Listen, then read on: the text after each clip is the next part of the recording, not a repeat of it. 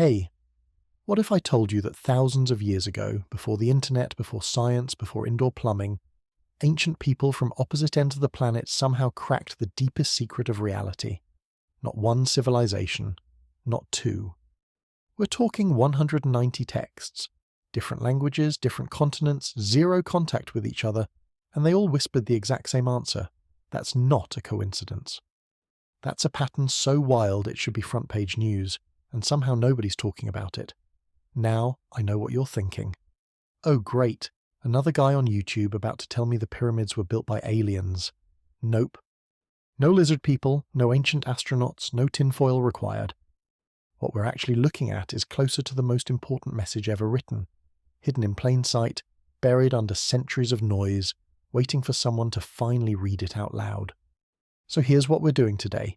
We're decoding what the ancients were actually trying to tell us, and why it matters more right now than it ever has before. If that sounds like your kind of rabbit hole, smash that like button and drop a comment. Where in the world are you watching this from? Let's see how far this thing reaches. Alright, let's get into it. Let's start with a thought experiment. Imagine you're a researcher, not the cool kind in a lab coat discovering things, more like the kind who hasn't slept properly in 3 weeks and survives entirely on cold coffee. You're sitting in a library surrounded by stacks of ancient manuscripts, and your job is simple. Find out what humanity's greatest minds, across all of recorded history, actually agreed on. Not what they fought about, because believe me, they fought about everything, including things that make modern Twitter arguments look like polite dinner conversation. No. What they silently, stubbornly, consistently kept pointing at, over and over again, no matter what century they lived in or what language they spoke. That's essentially what a small group of comparative scholars did when they systematically catalogued over 190 of the most significant spiritual, philosophical, and wisdom texts ever written. And what they found was not what anyone expected. Actually, scratch that. It was exactly what the boldest among them hoped for, but couldn't quite believe until the data was laid out in front of them like a map that had been hiding in the attic all along. Because here's the thing. When you line up the Christian Gospels next to the Upanishads, which are ancient Indian philosophical texts so dense they make legal contracts look like light reading, and then put those next to the Tao Te Ching, the Popol Vuh from the Maya, the Egyptian pyramid texts, Sufi poetry from medieval Persia, the Bhagavad Gita, the writings of the Stoics, and somewhere around 180 other texts that together span roughly 4,000 years of human thought, you expect chaos. You expect contradiction. You expect the kind of disagreement that ends friendships and starts wars. And yes, on the surface level, you absolutely get that. They disagree wildly on rituals, on who gets into heaven, on how many gods there are or whether there are any gods at all, on what you're allowed to eat on a Tuesday and why. That part is loud, messy, and frankly kind of hilarious if you zoom out far enough. But go deeper. Strip away the surface-level rules and the cultural dress codes and the specific names for things. And underneath all of that noise, underneath centuries of institutional religion and political power and human ego doing what human ego does best, there is a signal. Quiet. Consistent. Almost eerie in how precisely it keeps repeating. The same answer to the same question, showing up in texts written by people who had absolutely no way of talking to each other. No email, no trade routes that connected the Maya to the Egyptians. No ancient version of a conference where someone could go, "Hey, brilliant idea, let's all independently arrive at the same metaphysical conclusion and not tell anyone for 3,000 years. None of that. Just isolated civilizations separated by oceans and centuries, somehow landing on the same fundamental description of reality. Now before you start reaching for your skepticism, which is totally fair, healthy even, let's actually map out just how separated these sources were, because this is where it gets genuinely wild. The Upanishads were composed in northern India somewhere between 800 and 200 BCE. At roughly the same time, on the other side of the planet, the pre-Socratic Greek philosophers were developing strikingly similar ideas about the underlying nature of existence. Meanwhile, in China, Lao Tzu was writing the Tao Te Ching, a text that opens with the philosophical equivalent of a mic drop. The very first thing it tells you is that the truth it's about to describe cannot actually be described in words, which is either the most honest disclaimer ever written, or the greatest intellectual loophole in history, or possibly both. And then centuries later, across the Atlantic in Mesoamerica, The Maya are encoding cosmological frameworks into the Popol Vuh that carry the same structural fingerprints, not the same stories, not the same characters, but the same underlying logic, the same architecture of thought. You know what this reminds me of? That phenomenon where scientists in different countries, working completely independently, sometimes make the same breakthrough discovery at almost the exact same time. It's happened with calculus, with the theory of evolution, with the telephone. Historians of science have a term for this. They call it multiple discovery, and the explanation is usually that when the conditions are right, when enough pieces of the puzzle are already in place, certain ideas become almost inevitable. They're not invented so much as found, like they were already there waiting to be noticed. Now imagine that same phenomenon, but stretched across 4,000 years and every inhabited continent on Earth, and applied not to mathematics or technology, but to the deepest possible questions a human being can ask. What is consciousness? What is reality? What am I actually doing here? And why does it sometimes feel like I've completely forgotten something important? That's the pattern these 190 texts are pointing at. And the fact that it keeps showing up, independently, repeatedly, consistently, is not something you can wave away as coincidence. In science, if you run an experiment and get the same result once, that's interesting. If you run it twice, that's promising. If you run it 190 times across completely different laboratories, different methodologies, different centuries, and you keep getting the same result, that's not a coincidence anymore. That's data. That's something trying to be heard. Here's what's genuinely fascinating about this from a purely logical standpoint. Most of these texts were written in conditions that we, in our comfortable modern lives, would consider absolutely brutal. Ancient India didn't have universities or sabbaticals or comfortable chairs for thinking. Egypt didn't have peer review or academic journals. The Maya astronomers who encoded their understanding of time and cosmos into stone were working in a society that also thought human sacrifice was a reasonable Tuesday afternoon activity, which just goes to show that you can have profound insight in one area and catastrophically bad judgment in another, a tradition that humanity has maintained impressively well into the modern era. And yet, despite all of that, despite the poverty, the short life expectancy, the complete absence of anything resembling a work-life balance, these thinkers produced texts so precise in their core insight that scholars are still unpacking them, thousands of years later. So what was the question they were all answering? What is the one thing that a Vedic sage sitting in a forest in India, a Taoist scholar in ancient China, a Sufi poet in 13th century Persia, and a Maya priest in the Yucatan Peninsula were all, without knowing it, being asked? The question is deceptively simple. So simple it almost sounds silly when you say it out loud. The question is, what is reality actually made of? Not in the scientific sense, not atoms and molecules and the periodic table, but in the deepest possible sense, what is the thing that underlies everything?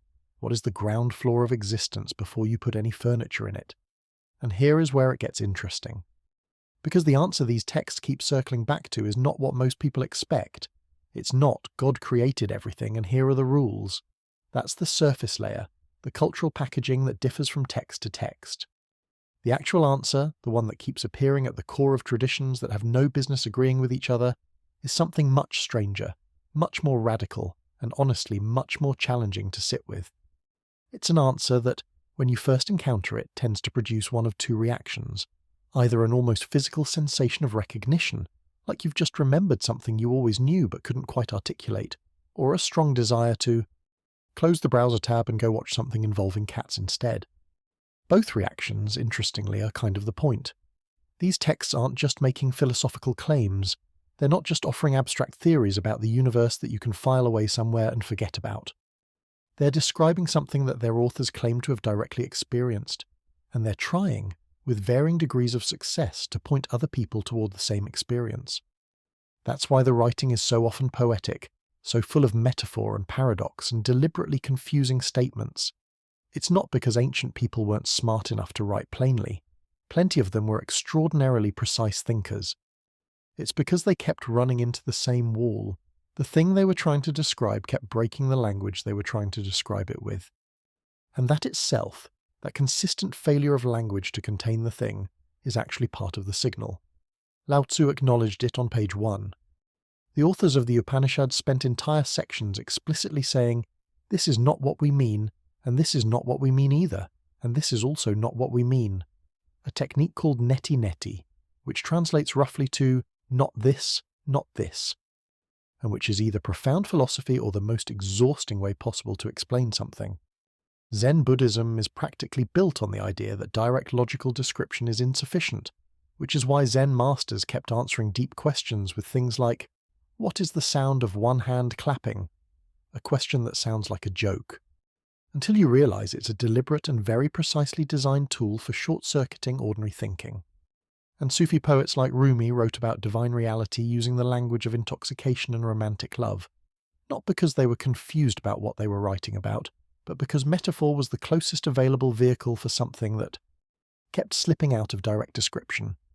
All of this convergence, this global, multi-millennial, cross-cultural agreement about where ordinary language fails and why, is itself a form of evidence. These aren't people copying each other. These are people running into the same wall independently and leaving remarkably similar graffiti on it. And that wall, as it turns out, is where the most interesting part of this whole story lives. Because on the other side of that wall, in what these texts are actually gesturing toward when they run out of adequate words, is not mystical vagueness or spiritual hand-waving. It's a description of reality so structurally consistent across traditions that, when you lay it out clearly, it starts sounding less like ancient philosophy and more like something a physicist might cautiously write on a whiteboard in pencil and then stare at for a very long time. That's where we're going next. But first, and I mean this genuinely, take a second to appreciate the sheer audacity of what these ancient thinkers attempted. They were trying to describe the fundamental nature of existence using nothing but the human mind and whatever metaphors they could find lying around. No equipment, no instruments, no research grants. Just awareness, trained to an extraordinary degree of sharpness, pointed at the deepest possible question, and somehow, across 190 texts and 4,000 years of human history, they kept landing on the same answer. That's not religion. That's not mythology. That's not comfortable fairy tales invented to explain the thunder. That is, by any reasonable standard, a signal.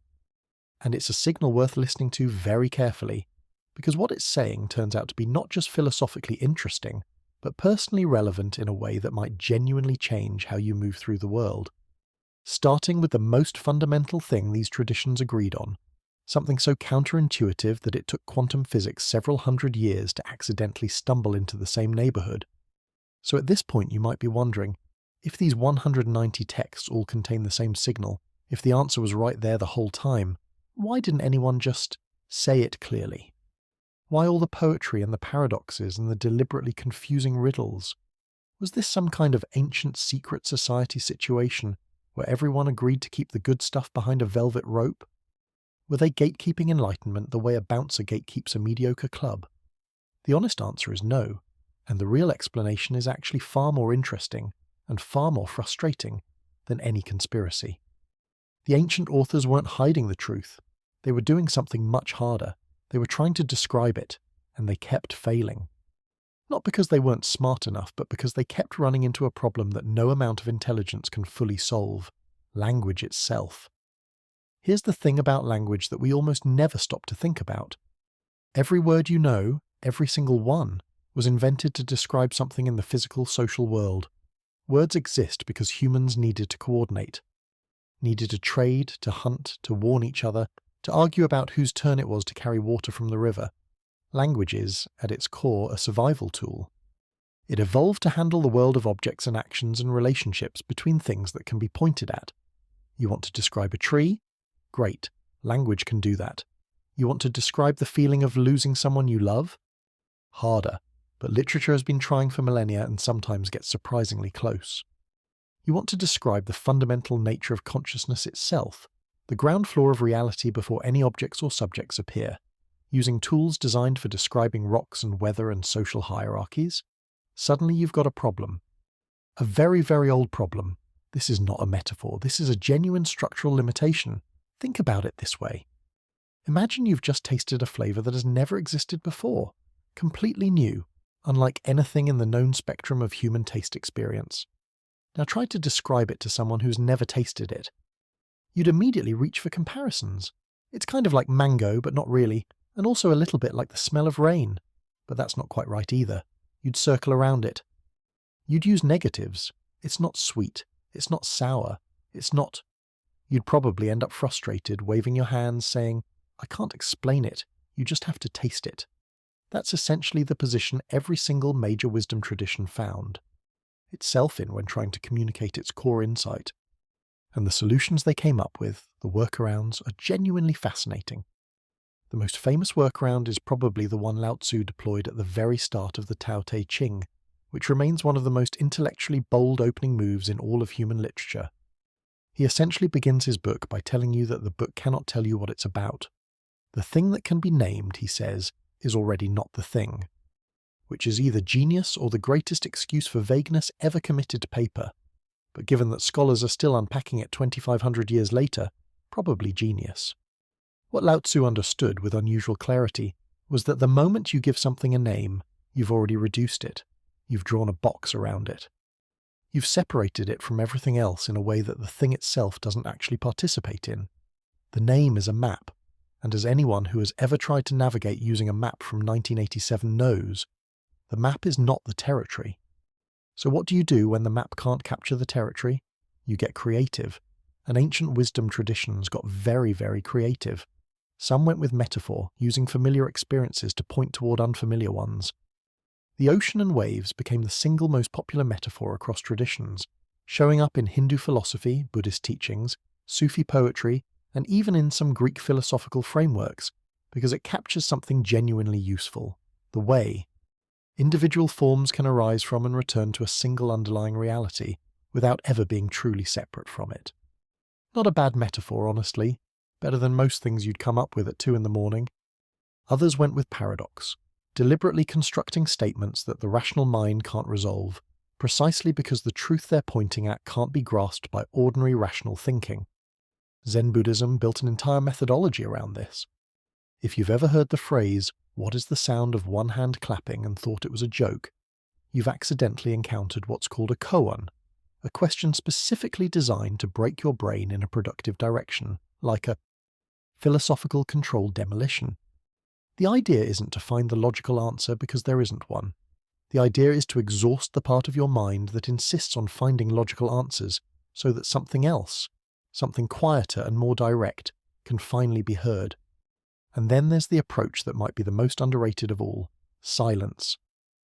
Multiple traditions across the ancient world came to the conclusion that the most honest thing you could do, at a certain point, was simply stop talking.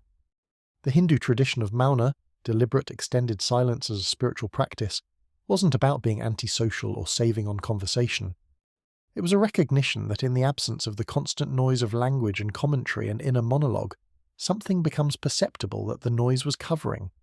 The Tao Te Ching returns to this theme repeatedly.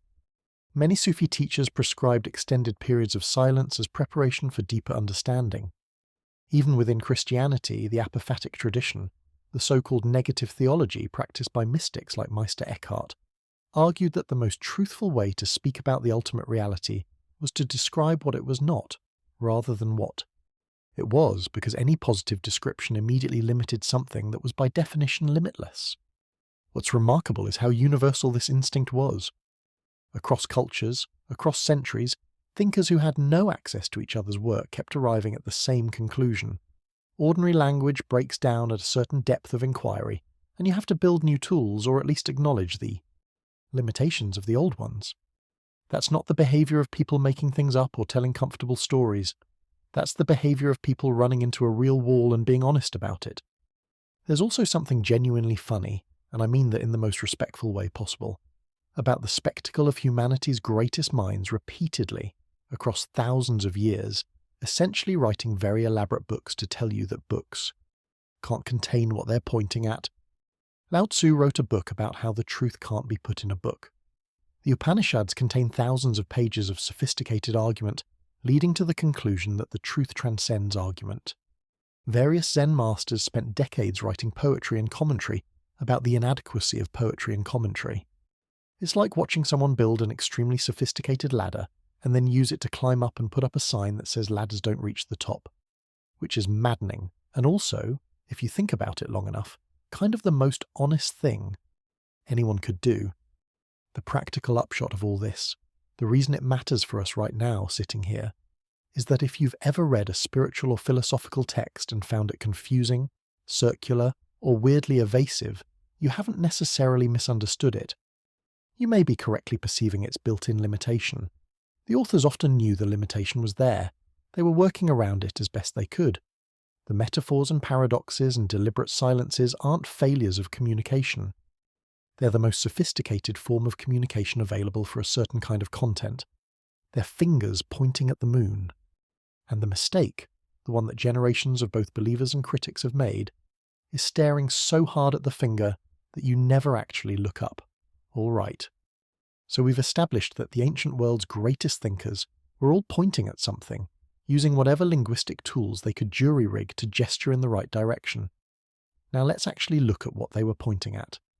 Because the first and most fundamental thing they all agreed on, the thing that shows up in one form or another in virtually every major wisdom tradition on Earth, is something so counterintuitive, so genuinely strange, that most people encounter it, nod politely, and then immediately go back to living as if they hadn't. It's the kind of idea that sounds nice until you actually sit with it long enough to realize it's not a metaphor. Here it is. You are not a separate thing existing inside a world full of other separate things. The sense of being a distinct, isolated individual, you in here, separate from everything out there, is not an accurate description of reality. It's a useful story, a brilliantly functional simplification, but at the level of actual structure it doesn't hold up. What you actually are, what everything actually is a single, continuous field of reality temporarily expressing itself through the appearance of individual forms. And before you click away, give me 60 seconds to explain why this is not just spiritual hand-waving, because it turns out that physics accidentally wandered into the same conclusion, and physicists are not generally known for their mystical tendencies. The Sanskrit phrase tattvamasi, which appears in the ancient Hindu text called the Chandogya Upanishad, and translates roughly as "that art thou," or "you are that," is one of the most compressed and radical statements in the history of human thought. What it's saying, stripped of all ceremony, is that the ultimate nature of the universe and your own deepest nature are not two different things. The awareness at the center of your experience and the awareness, if we can call it that, underlying all existence are the same thing, viewed from different angles, not similar, not related, the same. This wasn't a casual claim. The sages who developed this idea spent lifetimes examining it through direct contemplative practice, and the consistency with which they kept arriving at the same conclusion across centuries and lineages is, again, worth taking seriously. Buddhism approaches the same territory from a slightly different angle, which is very on brand for a tradition that made slightly different angle on the same truth into an art form. The Buddhist concept of interdependence, or interbeing as the Vietnamese teacher Thich Nhat Hanh memorably articulated it in the modern era, holds that nothing exists in isolation. Everything that appears as a separate object or entity is actually a temporary convergence of conditions, a kind of standing wave in an ocean of causation. There is no fixed, permanent self hiding inside your body the way a nut is inside a shell. What feels like a you is a process, a pattern, a very sophisticated and self-referential event, which again sounds abstract until you realize that neuroscience has been quietly arriving at a similar position for the last several decades, which must be slightly embarrassing for the people who spent the 20th century confidently telling us that consciousness was obviously just neurons firing and the self was obviously a straightforward, well-defined thing. Turns out it's not. Turns out it's a much weirder and more interesting situation than that. Kabbalah, the mystical branch of Jewish thought, describes the ultimate reality as Ein Sof, which means literally without end, or the infinite.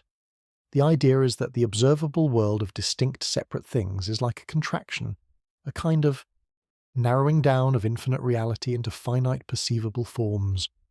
Individual existence isn't an illusion so much as a perspective, a partial view of something that, seen whole, has no boundaries and no real divisions. The Kabbalistic system is extraordinarily intricate, and I am not about to compress several centuries of rabbinical scholarship into a paragraph, partly out of respect and partly because if I tried, someone in the comments would correctly destroy me. But the core gesture is the same. Individual identity is real the way a wave is real, but but the wave is never actually separate from the ocean. It just looks that way from a certain angle. Now here's where it gets genuinely strange. Because in the 20th century, physics, which had nothing to do with any of this, which was just trying to figure out how tiny particles behaved, started producing results that didn't fit neatly into the world of separate independent objects. The most famous of these is quantum entanglement, a phenomenon so weird that Albert Einstein called it spooky action at a distance, and spent years trying to prove it couldn't be real. He was wrong. It is real. Repeatedly confirmed real. What entanglement shows, at its most basic, is that two particles that have interacted can remain correlated, instantly, regardless of the distance between them, in a way that cannot be explained by any conventional model of separated objects, sending signals to each other. They behave as if they are still at some level aspects of a single system, as if the separation between them is less complete than it appears. The physicist David Bohm, working in the mid-20th century, developed a theoretical framework he called the implicate order, the idea that what we perceive as separate objects are like surface ripples on a much deeper, fundamentally undivided reality. He used the analogy of a hologram, where each part contains information about the whole, to describe the relationship between the visible world and the underlying structure.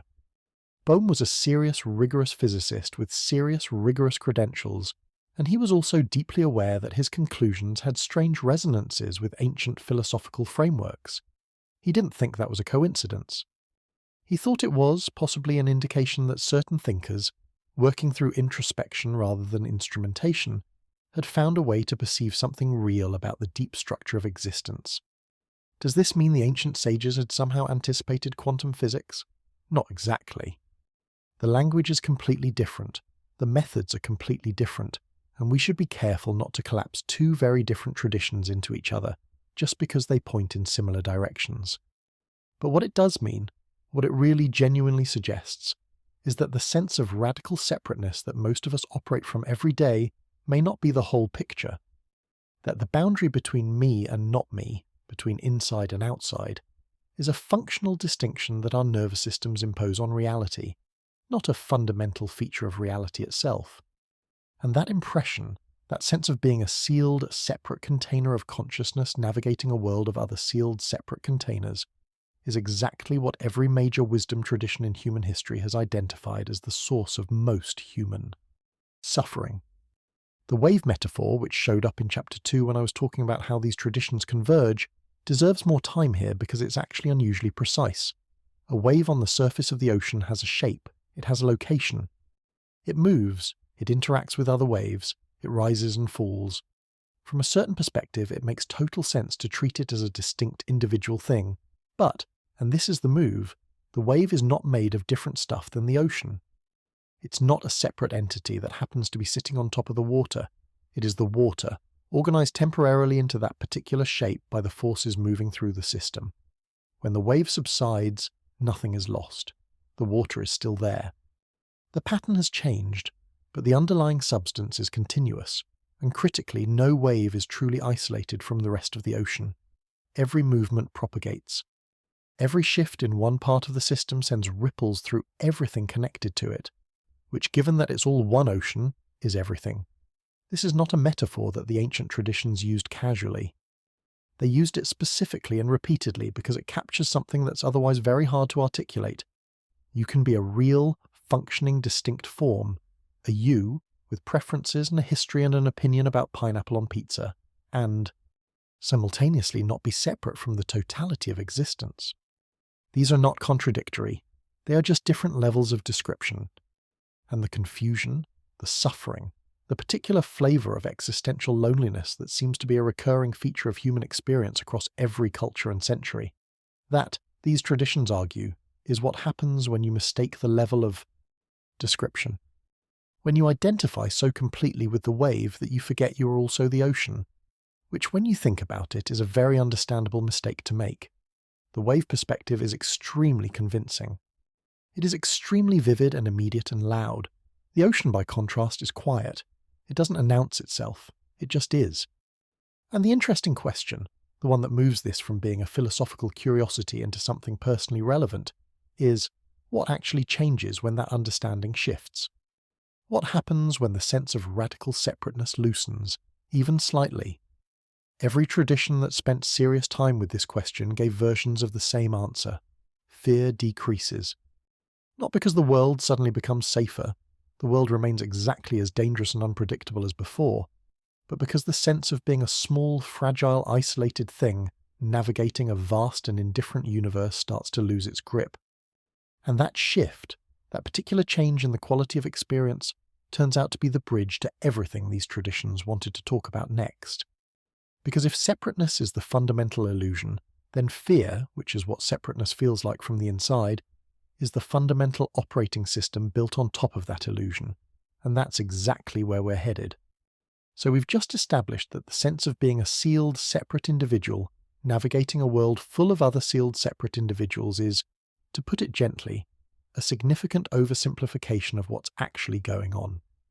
And if you've been sitting with that idea for the last few minutes, you may have noticed something interesting happening in your chest, a kind of low-level resistance. A quiet but insistent voice somewhere in the back of your mind saying, okay, but also, there are bills to pay and emails to answer and real things that can genuinely hurt me, so maybe let's not get too carried away with the ocean metaphor. That voice, by the way, is exactly what we need to talk about next. Because that voice is fear. And fear, it turns out, is the second thing that virtually every major wisdom tradition in human history agreed on, with a consistency that should, by this point, be starting to feel less like coincidence and more like a recurring diagnosis. Let's start with a number, because this one genuinely surprised me when I first came across it. The phrase, "do not be afraid," or some direct equivalent of it, appears in the Bible approximately 365 times, which is either a remarkable coincidence or the universe's way of suggesting you take it seriously at least once a day. Theologians and scholars have noted this for centuries, and there are various interpretations of why fear gets addressed so relentlessly across both the Old and New Testaments. But the sheer frequency is itself informative. You don't keep telling people not to be afraid unless fear is the dominant operating condition you keep encountering. It's a bit like a medieval doctor writing the same prescription 365 times. At a certain point, you start to wonder less about the prescription and more about the epidemic. And it wasn't just the biblical tradition. The Buddha, working in northern India roughly 5 centuries before the Common Era, identified fear, specifically the fear of loss, the fear of impermanence, the fear of not being enough, the fear of death, as the engine that drives the entire mechanism of human suffering. His diagnosis was precise and honestly a little uncomfortable to sit with. The root of suffering is not pain itself. Pain, the Buddha pointed out with his characteristic lack of sentimentality, is largely unavoidable. Things end. People leave or die, bodies hurt and then break down entirely. That part of the deal was not up for negotiation. What creates suffering, the particular flavour of anguish that is distinctly human, the kind that keeps you up at 3 a.m. spinning through worst-case scenarios about things that haven't happened yet, is not the pain, but the relationship with the pain. The clinging, the resistance, the desperate attempt to secure permanence in a universe that is constitutionally incapable of offering it. And at the centre of all that clinging and resistance is fear. Fear of losing what we have. Fear of not getting what we want. Fear of what other people think. Fear of what we think about ourselves. Fear, in the Buddhist framework, is not just an emotion. It is a lens, a filter through which reality gets processed in a way that systematically distorts it. Rumi, the 13th century Persian poet whose work has somehow maintained the remarkable distinction of being both deeply mystical and genuinely popular at dinner parties, had a way of talking about fear that cuts straight through all the complexity. In his framework, and in Sufi thought more broadly, fear is what happens when consciousness forgets its own nature. When the wave forgets, it's also the ocean. When the individual self, contracted around its own survival, loses contact with the larger reality it's embedded in. Rumi's solution, characteristically, was love. Not love in the greeting card sense, not the kind that comes with a bow on it, but love as a fundamental orientation toward reality. An opening rather than a closing, an expansion rather than a contraction. And this distinction between the quality of contraction that fear produces and the quality of expansion that love or openness produces turns out to be one of the most consistent observations across the entire cross-cultural record. The Bhagavad Gita, which is essentially a very long philosophical conversation that takes place on a battlefield right before a catastrophic war, because nothing says perfect moment for existential inquiry like thousands of soldiers about to kill each other. He spends considerable time diagnosing the nature of fear and the paralysis it creates. The warrior Arjuna, standing between two armies, is overwhelmed, not by cowardice in any simple sense, but by a much more sophisticated version of fear, the fear of consequence, of loss, of the weight of his own choices and their irreversible effects. The entire text is, in one reading, a systematic dismantling of that paralysis. The teaching given to Arjuna is essentially, you are identifying with the wrong layer of yourself. The layer that fears is real, but it is not the deepest or most fundamental layer. And acting from the deeper layer, from what the Gita calls one's true nature rather than the ego's preferences and anxieties, changes everything about the quality of action, even when the circumstances remain identical. What's striking about all of these frameworks is that none of them, not one, tells you to simply stop being afraid through willpower. There is no ancient tradition that I'm aware of that says fear is bad, so try harder not to feel it. If anything, that approach would have been recognized across the board as precisely the wrong move. Because trying to suppress fear with willpower is just more contraction, more tightening, more control, more of the exact energy that fear runs on. Every major tradition instead took a different approach, not suppression, but understanding. Not don't feel fear, but look clearly at what fear actually is and where it actually comes from. Because when you look at it clearly enough, something interesting happens. The fear doesn't necessarily vanish, but it loses its authority. It becomes something you can observe rather than something that operates you. Here's the modern version of this that I find weirdly compelling. Neuroscience has, over the last few decades, been mapping the architecture of fear in the human brain with increasing precision. And what it's found is consistent with everything these ancient traditions were pointing at, just described in a completely different vocabulary. The amygdala, the part of your brain that handles threat detection, is very good at its job and very, very fast. It can trigger a full stress response before the more sophisticated parts of your brain have even finished processing what it was that startled you. This was extremely useful when the threats in question were large animals with teeth. It is somewhat less useful when the threat is an email from your boss or a comment section on the internet. But the amygdala does not particularly care about the distinction. A perceived threat is a perceived threat, and it will react accordingly, often before you have a chance to consciously intervene. What this means, practically, is that a significant portion of your daily experience of fear is not a response to actual present moment danger. It is a simulation. Your brain, extrapolating from past experience and running worst-case projections about the future, generating threat signals in response to mental constructs, to stories, to memories, to imagined scenarios, rather than to anything actually. Happening right now, in this room, in this moment. The Buddhists called this aspect of the mind the proliferating mind, the part that takes a simple sensory experience and wraps it in layers of narrative, interpretation, comparison, and projection until the original experience is buried under a mountain of commentary. And the vast majority of that commentary in the average human mind is threat-oriented, unsurprisingly. Because the brain that was selected for by evolution was the one that survived, and survival required cataloguing threats with obsessive thoroughness. The brain that said, that probably isn't a predator, let's relax, got eaten. The brain that said, what if it is, lived to pass on its anxious genes. You are the descendant of the anxious ones. Congratulations. But here's the part that these wisdom traditions kept insisting on, and that modern psychology has increasingly corroborated. The fear-generating system, for all its evolutionary sophistication, operates on a fundamental misunderstanding. It treats the self as a fragile, isolated object that can be permanently damaged or destroyed, because from the perspective of physical survival, that's an accurate and useful model. But these traditions argued, and argued consistently, that the self the fear system is trying to protect is not quite what it appears to be. That the thing being protected, the fixed, permanent, separate individual, is itself a construction. And that this construction, as useful as it is for navigating daily life, is not the whole story. When you identify exclusively with it, you inherit all its terror. When you recognize it as one layer among several, as the wave rather than the totality of the ocean, the quality of fear shifts. It doesn't necessarily disappear, but it stops being the only signal in the room.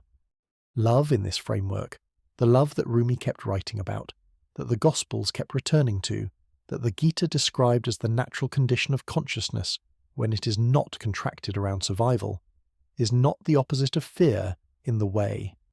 That happiness is the opposite of sadness. It's more structural than that.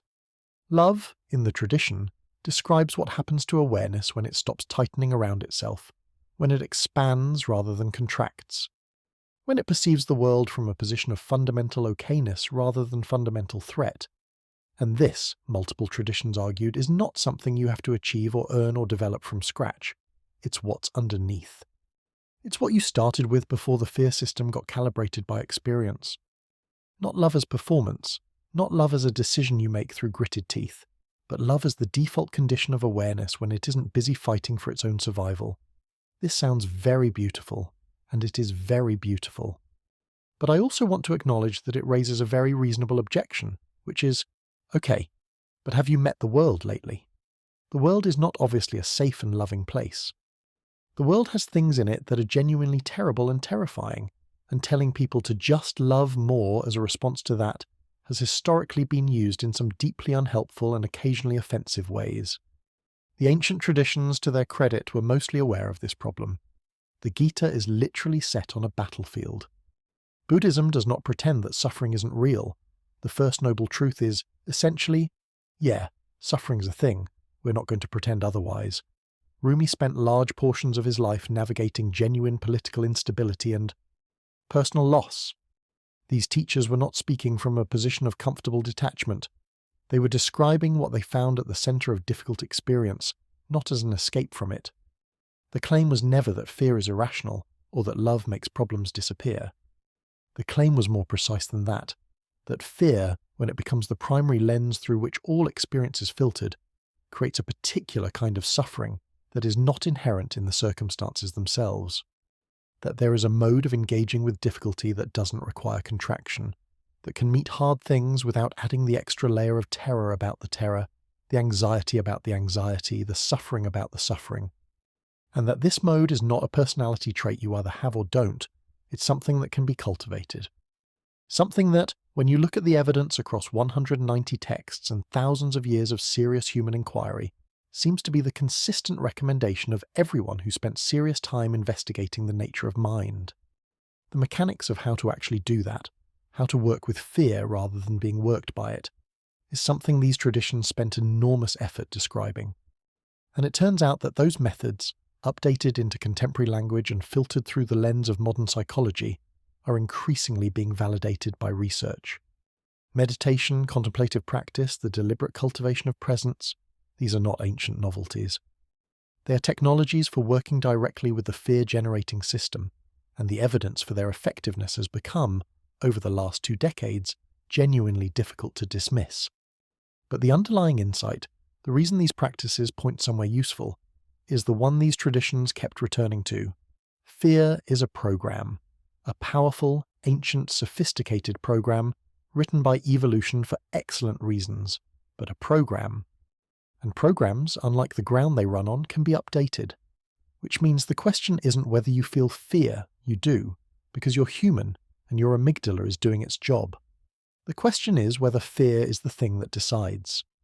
Whether it's operating you or whether something larger and quieter, something that the ancients called variously love, awareness, the Tao, the self, the ground of being, gets to have a word in.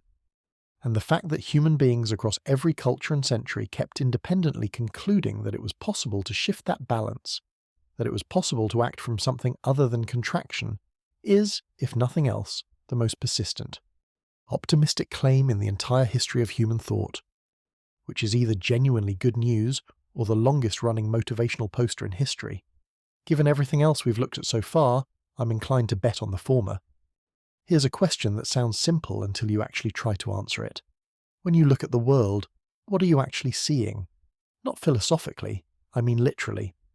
What is the mechanical process that produces your moment-to-moment experience of reality?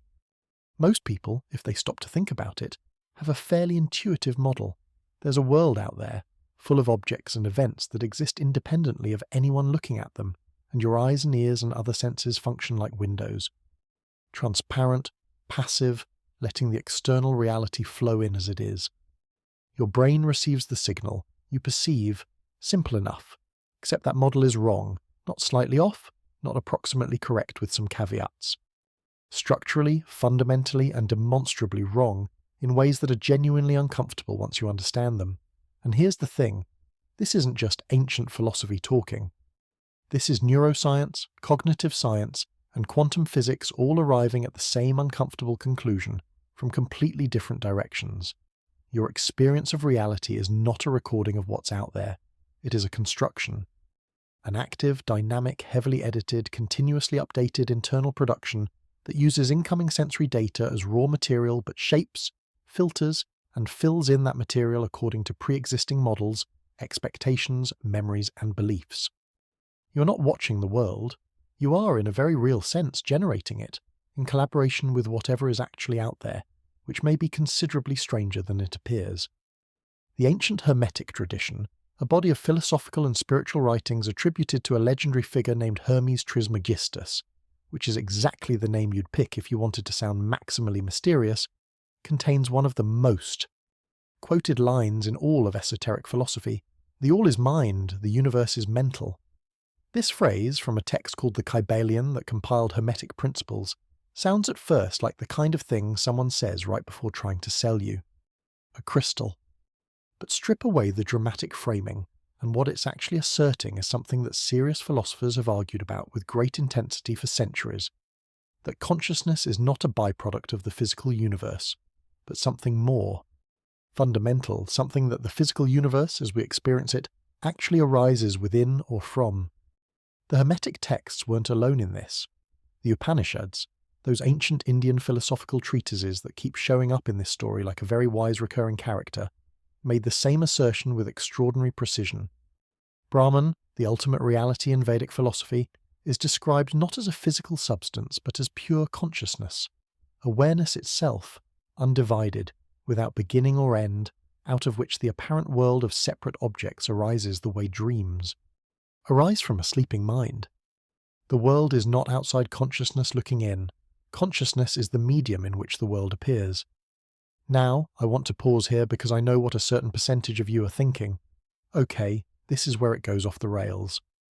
This is where the guy starts telling me that reality is literally made of thoughts, and I can manifest a sports car by believing in it hard enough. And look, I understand the concern. There is an entire industry built around a superficial version of this idea that is, to put it charitably, not doing the original insight any favours. The actual claim being made by these traditions is considerably more sophisticated than think positive thoughts and the universe will deliver. It's also considerably more verifiable. So let's go to the science first, because the science is where things get genuinely wild. In the early 20th century, physicists trying to understand the behaviour of subatomic particles ran into a problem that has never fully gone away. The problem is this. At the quantum level, particles do not behave like tiny little billiard balls with fixed positions and trajectories that you could theoretically track if your instruments were precise enough. They behave like probability distributions, smeared out clouds of potential states, until the moment they are measured. The act of measurement, the interaction between the particle and an observing system, appears to collapse that cloud of potential into a single definite outcome. This is not a limitation of our instruments. This is not a problem that better technology will solve. This appears to be a fundamental feature of reality at the quantum scale. The definite, observable state of a particle is not independent of its being observed. The observer is not a passive recorder. The observer participates in producing the outcome. This is the kind of thing that sounds like it was made up to sell self-help books, except it wasn't made up. It was reluctantly confirmed by some of the most rigorous experimental science ever conducted. Albert Einstein spent the last decades of his life trying to find a way out of the implications of quantum mechanics, precisely because he found them philosophically intolerable. He wanted the world to be independently real, to have definite states whether or not anyone was looking. The experiments kept disagreeing with him. As the physicist John Wheeler famously described it, we do not live in a universe that exists independently and then gets observed. We live in what he called a participatory universe, one in which the act of observation is somehow woven into the fabric of what exists. Wheeler spent his later career exploring what he called the it from bit hypothesis, the idea that information, and therefore in some sense mind or observation, is more fundamental than matter.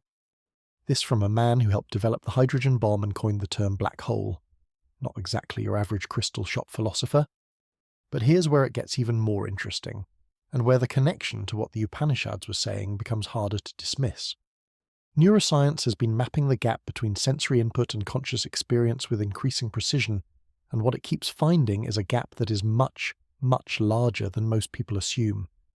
Your brain receives approximately 11 million bits of information per second from your sensory systems.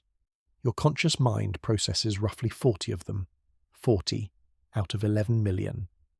Which means that the vast majority of what your brain is doing, the overwhelming bulk of the information processing that produces your experience of the world, is happening below the threshold of awareness, filtered and selected and shaped by systems you have no direct access to. What rises to the surface of conscious experience is not the world as it is. It is the world as your particular nervous system, shaped by your particular history of experiences, fears, beliefs and expectations, has decided to show you. Two people in the same room, with the same sensory inputs, can have genuinely different experiences of what is happening. Not because one of them is lying or confused, but because the construction process that produces experience is running through. Different filters. The implications of this are significant. Your reality, the one you move through every day, the one that feels so immediate and self-evident and obviously just the way things are, is, to a degree that most of us find uncomfortable to fully acknowledge, a personalized production. The external world provides the raw material. Your mind provides the framework, the interpretation, the emotional coloring, the narrative about what things mean and what they say about you and what's likely to happen next. And that framework is not neutral, it is soaked in history. Every significant experience you've had, every belief you absorbed from the people who raised you, every fear you learned to carry, all of it is running in the background of your perceptual system, quietly determining what you notice, what you filter out, what you interpret as threatening, what you interpret as safe. You're not seeing the world. You're seeing a version of the world that has been co-produced by the world and by everything you have ever been taught to expect from it. The Hermetic principle, the Upanishadic teaching, and the finding of contemporary neuroscience are all pointing at the same practical implication. Change the filter, change the experience. Not because reality is infinitely malleable and you can simply wish bad things away. It is not, and you cannot. But because a significant portion of what you experience as just reality is actually your particular projection of reality, and that projection can shift. This is, incidentally, the entire theoretical basis for what we now call cognitive behavioral therapy, one of the most empirically validated forms of psychological treatment available, which works by identifying and modifying the cognitive filters through which people interpret their experience. The ancient traditions didn't call it cognitive behavioral therapy, they called it various other things. But the underlying insight, that subjective experience is shaped by mental frameworks that can be examined and changed, is exactly the same. What makes this third truth particularly interesting is how it connects to the previous two. If the first truth is that separation is an illusion, that you're not a discrete, isolated thing but a temporary form in a continuous field, and the second truth is that fear is a program rather than a fundamental reality, then the third truth completes the picture by showing you the mechanism. The sense of being a separate individual is a construction. The fear that accompanies that sense is a construction. And those constructions don't just affect how you feel about reality, they actively shape the reality you perceive. Not because your thoughts literally rearrange physical objects, let's stay grounded, but because the map you carry determines which features of the territory you're able to notice and respond to. A person operating from a framework of scarcity and threat will genuinely perceive a different world than a person operating from a framework of abundance and connection, not because the external facts are different, but because the selective, attention, the interpretive layer, the emotional resonance of events, all of that differs. And at the scale of a human life, those differences in perception compound into radically different experiences of what it is to be alive. The Hermetic tradition had a phrase for this: as within, so without. which sounds like a Pinterest quote but is actually a fairly precise description of a perceptual phenomenon. The inner state creates the outer experience. Not the outer facts, it's the outer experience, the quality, the meaning, the felt sense of what is happening. And the practical implication that virtually every tradition drew from this was the same. If the projector is the source of the picture, the place to work is the projector. Not by forcing different thoughts through willpower, which, as we established in the last section, is just more contraction, but by examining what's running through the projector in the first place. The fears, the inherited beliefs, the stories about who you are and what you deserve and how the world works. Because those things are not neutral. They are not objective descriptions of reality. They are software, and software can be updated. There's a particularly striking passage in the Dhammapada, one of the most widely read texts in the Buddhist canon, that opens with a statement so blunt it almost sounds like a self-help punchline.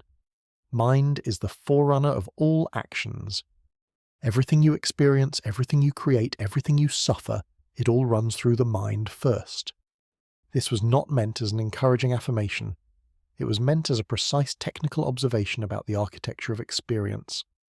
The Buddhist contemplative traditions spent centuries developing extraordinarily refined methods for working with the mind, not to control or suppress it, but to understand it clearly enough that it stops running on autopilot, stops generating the same projections over and over out of sheer habit, and becomes capable of something closer to direct perception, which the traditions described as genuinely transformative, not in a vague lifestyle change kind of way, but in the specific sense that the quality of moment-to-moment experience shifts when the filters change.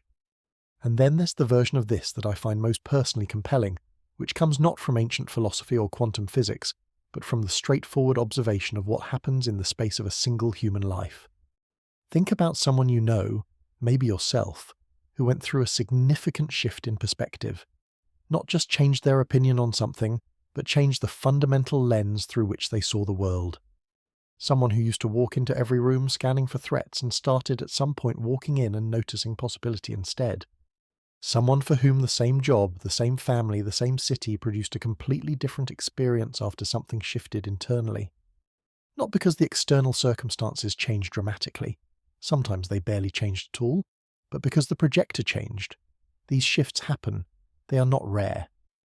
They are documented across centuries of contemplative literature, and more recently across psychological research into what's called post-traumatic growth, the phenomenon where significant difficulty, rather than simply damaging people, sometimes produces a genuine expansion in how they relate to their experience.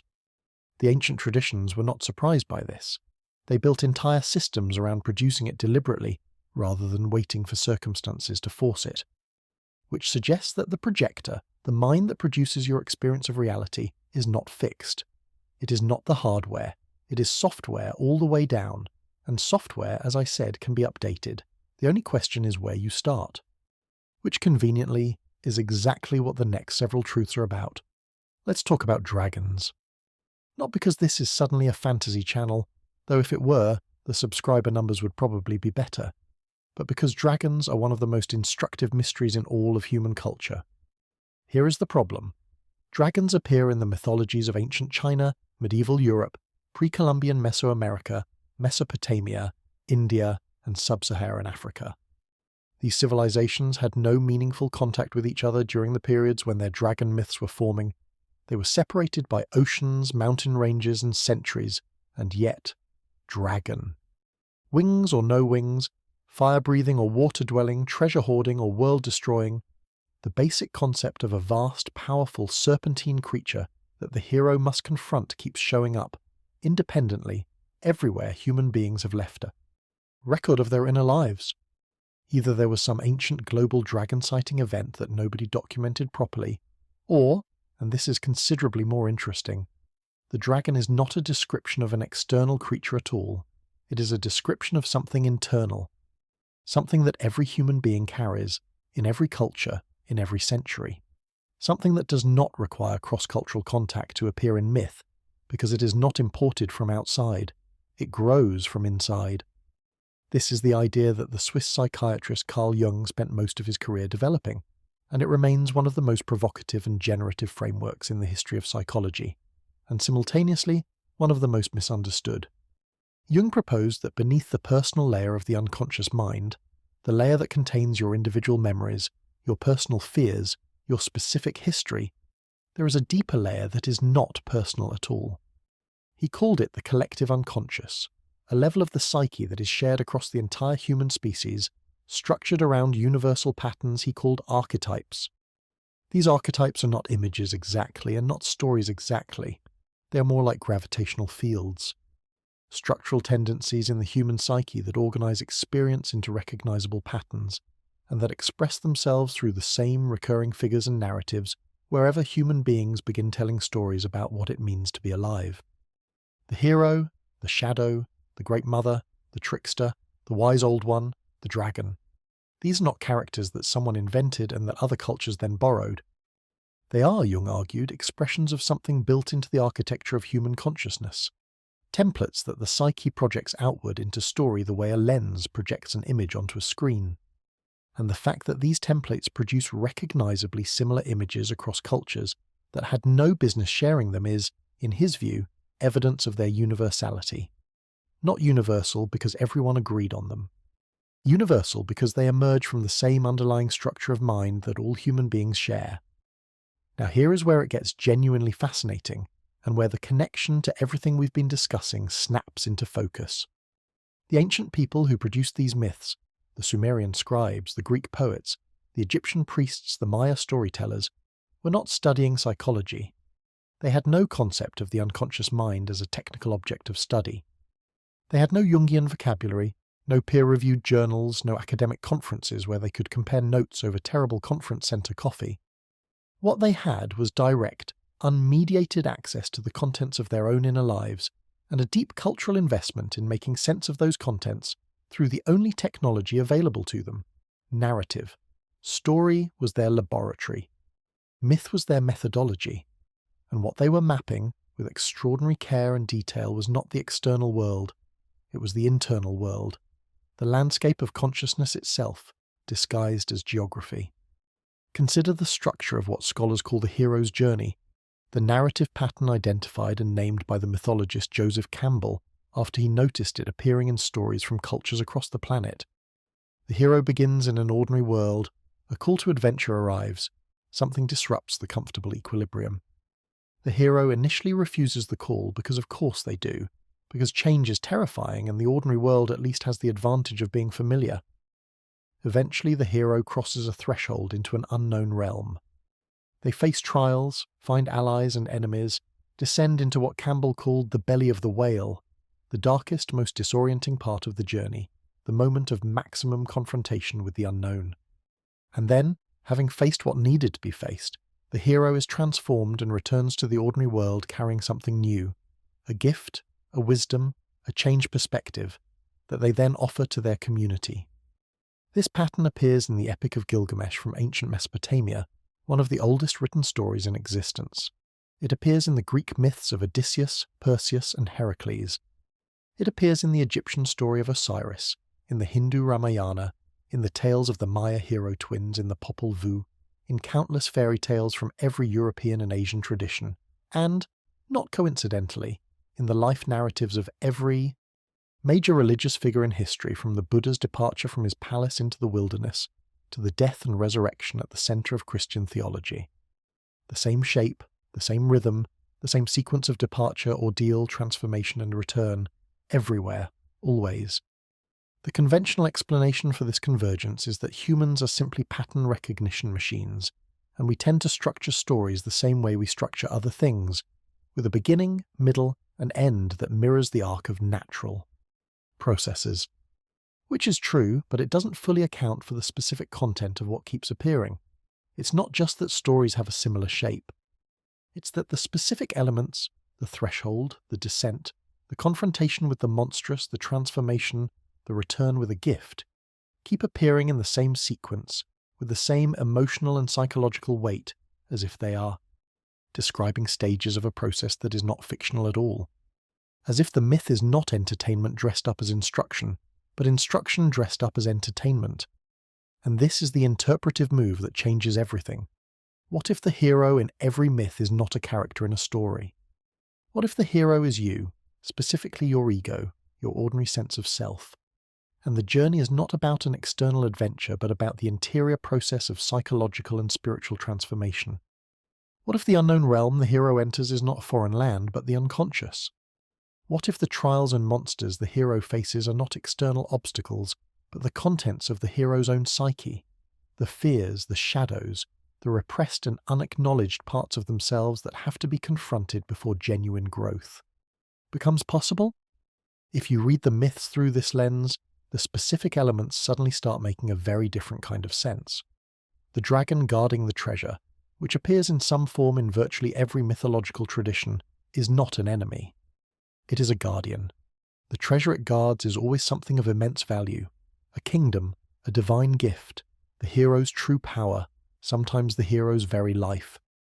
And the dragon itself, enormous, ancient, terrifyingly powerful, deeply resistant to being disturbed, is a remarkably precise description of what it feels like to approach the parts of yourself that you've been avoiding.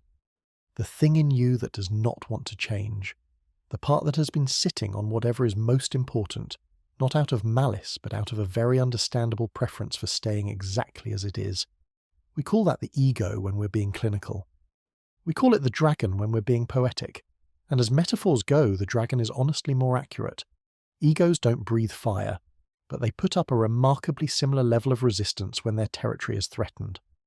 The descent into the underworld, which appears in Sumerian mythology with the goddess Inanna, in Greek mythology with Persephone and Orpheus, in Mesopotamian myth with Gilgamesh's confrontation with death, in the Mayan Xibalba, and in the Christian narrative of what theologians call the harrowing of hell, is consistently presented as the most dangerous and necessary part of the journey. You have to go down before you can go up. You have to face what is dark and hidden and dead before anything genuinely new can arise. This is not poetic pessimism. It is a precise description of how psychological transformation actually works, something that modern depth psychology, drawing heavily on Jung's framework, has confirmed in clinical practice across the century since he developed it. The things we refuse to look at do not disappear. They grow stronger in the dark. The only way through them is through them. Every tradition that produced a descent myth apparently figured this out, independently, and decided to encode it in the most memorable format available. A story terrifying enough that you'd never forget it. The trickster figure deserves its own mention because it is simultaneously the most entertaining and most instructive archetype in the entire collection. Tricksters appear across traditions with delightful variety. Loki in Norse mythology, Coyote in numerous Native American traditions, Anansi the spider in West African and Caribbean folklore, Hermes in Greek mythology before he got domesticated into a messenger and an economic symbol. The trickster is chaotic, clever, amoral, boundary-crossing, and almost invariably the agent of the most important changes in the mythological world, usually through some combination of deception, reversal, and the spectacular failure of everyone's best-laid plans. The trickster exists at the level of psyche to prevent calcification, to keep the system from becoming so rigid, so certain, so attached to its own rules and hierarchies that it stops being capable of genuine adaptation. Every institution, every belief system, every personal identity structure eventually produces a shadow trickster, the voice that says, "But what if this is all nonsense?" And the traditions that acknowledged and honoured the trickster were, arguably, the ones that remained vital longest. The ones that tried to suppress it, well, suppressed tricksters have a way of showing up anyway, usually in the most inconvenient possible moment and the least flattering possible form. Which again sounds like something a therapist might say about the repressed unconscious, because it is. What's most striking about all of this? The convergence of these archetypal patterns across cultures, the structural similarity of their maps of the inner life, is that it suggests something that the ancient mythmakers probably would have found. Completely unsurprising, that the interior territory of the human being is as real and as mappable as the exterior world. Maybe more so. The ancient Greeks had a word for this interior exploration. They called it know thyself, attributed to the oracle at Delphi and considered the foundation of all wisdom. This was not self-help advice. It was a genuine epistemological claim that the most important knowledge available to a human being is not knowledge of external facts, but knowledge of the structure of one's own consciousness. The myths were maps for exactly that journey. Not maps of physical geography, but maps of psychological terrain. Here is the threshold you will cross. Here is the monster you will meet. Here is what the monster actually is. Here is what happens if you run. Here is what becomes possible if you don't. And the most consistently repeated instruction across every version of every myth, the thing the hero always has to do at some point, regardless of which tradition the story comes from, is face the dragon. Not defeat it through brute force, interestingly. The myths that produce genuine transformation are not the ones where the hero simply overpowers the monster. Those stories are entertaining, but they don't produce the same quality of inner change.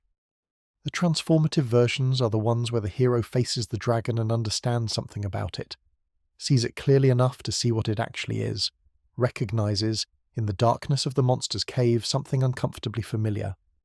And in that recognition, the thing that looked like a monster from a safe distance turns out to be something considerably more complicated and considerably more personal. The dragon is you. Specifically, it is the part of you that has been guarding whatever you are most afraid to lose, or most afraid to become, by making sure you never get close enough to find out. It is not an enemy. It is a sentinel. And the treasure it has been sitting on all this time, the thing it was always guarding, the reason the journey was worth making, is exactly what you would have found if you'd gotten there earlier. But you couldn't get there earlier, because the dragon only lets you through when you're ready, and you only become ready by making the journey in the first place, which is either deeply meaningful or deeply circular, depending on your tolerance for mythological logic. Either way, it keeps being true. The ancient storytellers who encoded these maps into myth were not naive. They were not entertaining children with comforting fantasies about heroes and monsters. They were doing something considerably more sophisticated.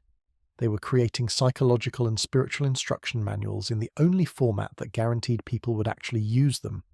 Because nobody wants to read a manual. But everyone will listen to a story about a hero descending into darkness and coming back changed. Everyone, in every culture, in every century. Because everyone at some level recognizes the territory. So we just established that the dragon in every myth is not an external monster. It is you, or more precisely, the part of you that is most committed to staying exactly as it is. And now, we need to talk about that part directly. Not through metaphor, not through the comfortable distance of ancient story, but plainly and specifically. Because this is the place where every major wisdom tradition, without exception, planted its flag and refused to move. The single most consistent warning in the entire cross-cultural spiritual record, louder than any specific moral code, more universal than any particular doctrine, is this. The thing you call I is the problem, not a problem. The problem. The source from which most human suffering flows, the way a river flows from a single spring. And that claim, as uncomfortable as it is, deserves to be taken seriously rather than immediately argued with, which interestingly is exactly what the ego wants you to do. Let's be precise about what we're actually talking about, because the word ego has been so thoroughly abused by pop psychology and online discourse that it's lost most of its useful meaning. In common usage, ego just means arrogance. Someone who talks about themselves too much at dinner parties has a big ego. Shrink it down, problem solved, on to the next self-improvement project. But that is not what the ancient traditions were diagnosing, and it's not what we're talking about here. The ego, in the sense that matters, is not your confidence or your sense of self-worth. It is something more fundamental and considerably more sneaky. It is the entire structure of self-concept, the story of who you are, built up over a lifetime from accumulated experiences, received identities, learned responses to threat, and the continuous narrative voice in your head that comments on everything and positions you at the center of every situation.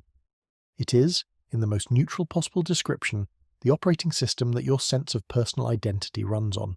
And the problem, the thing every tradition kept pointing at, is not that this operating system exists. It's that most people mistake it for who they actually are. Buddhism approached this with characteristic directness and zero sentimentality.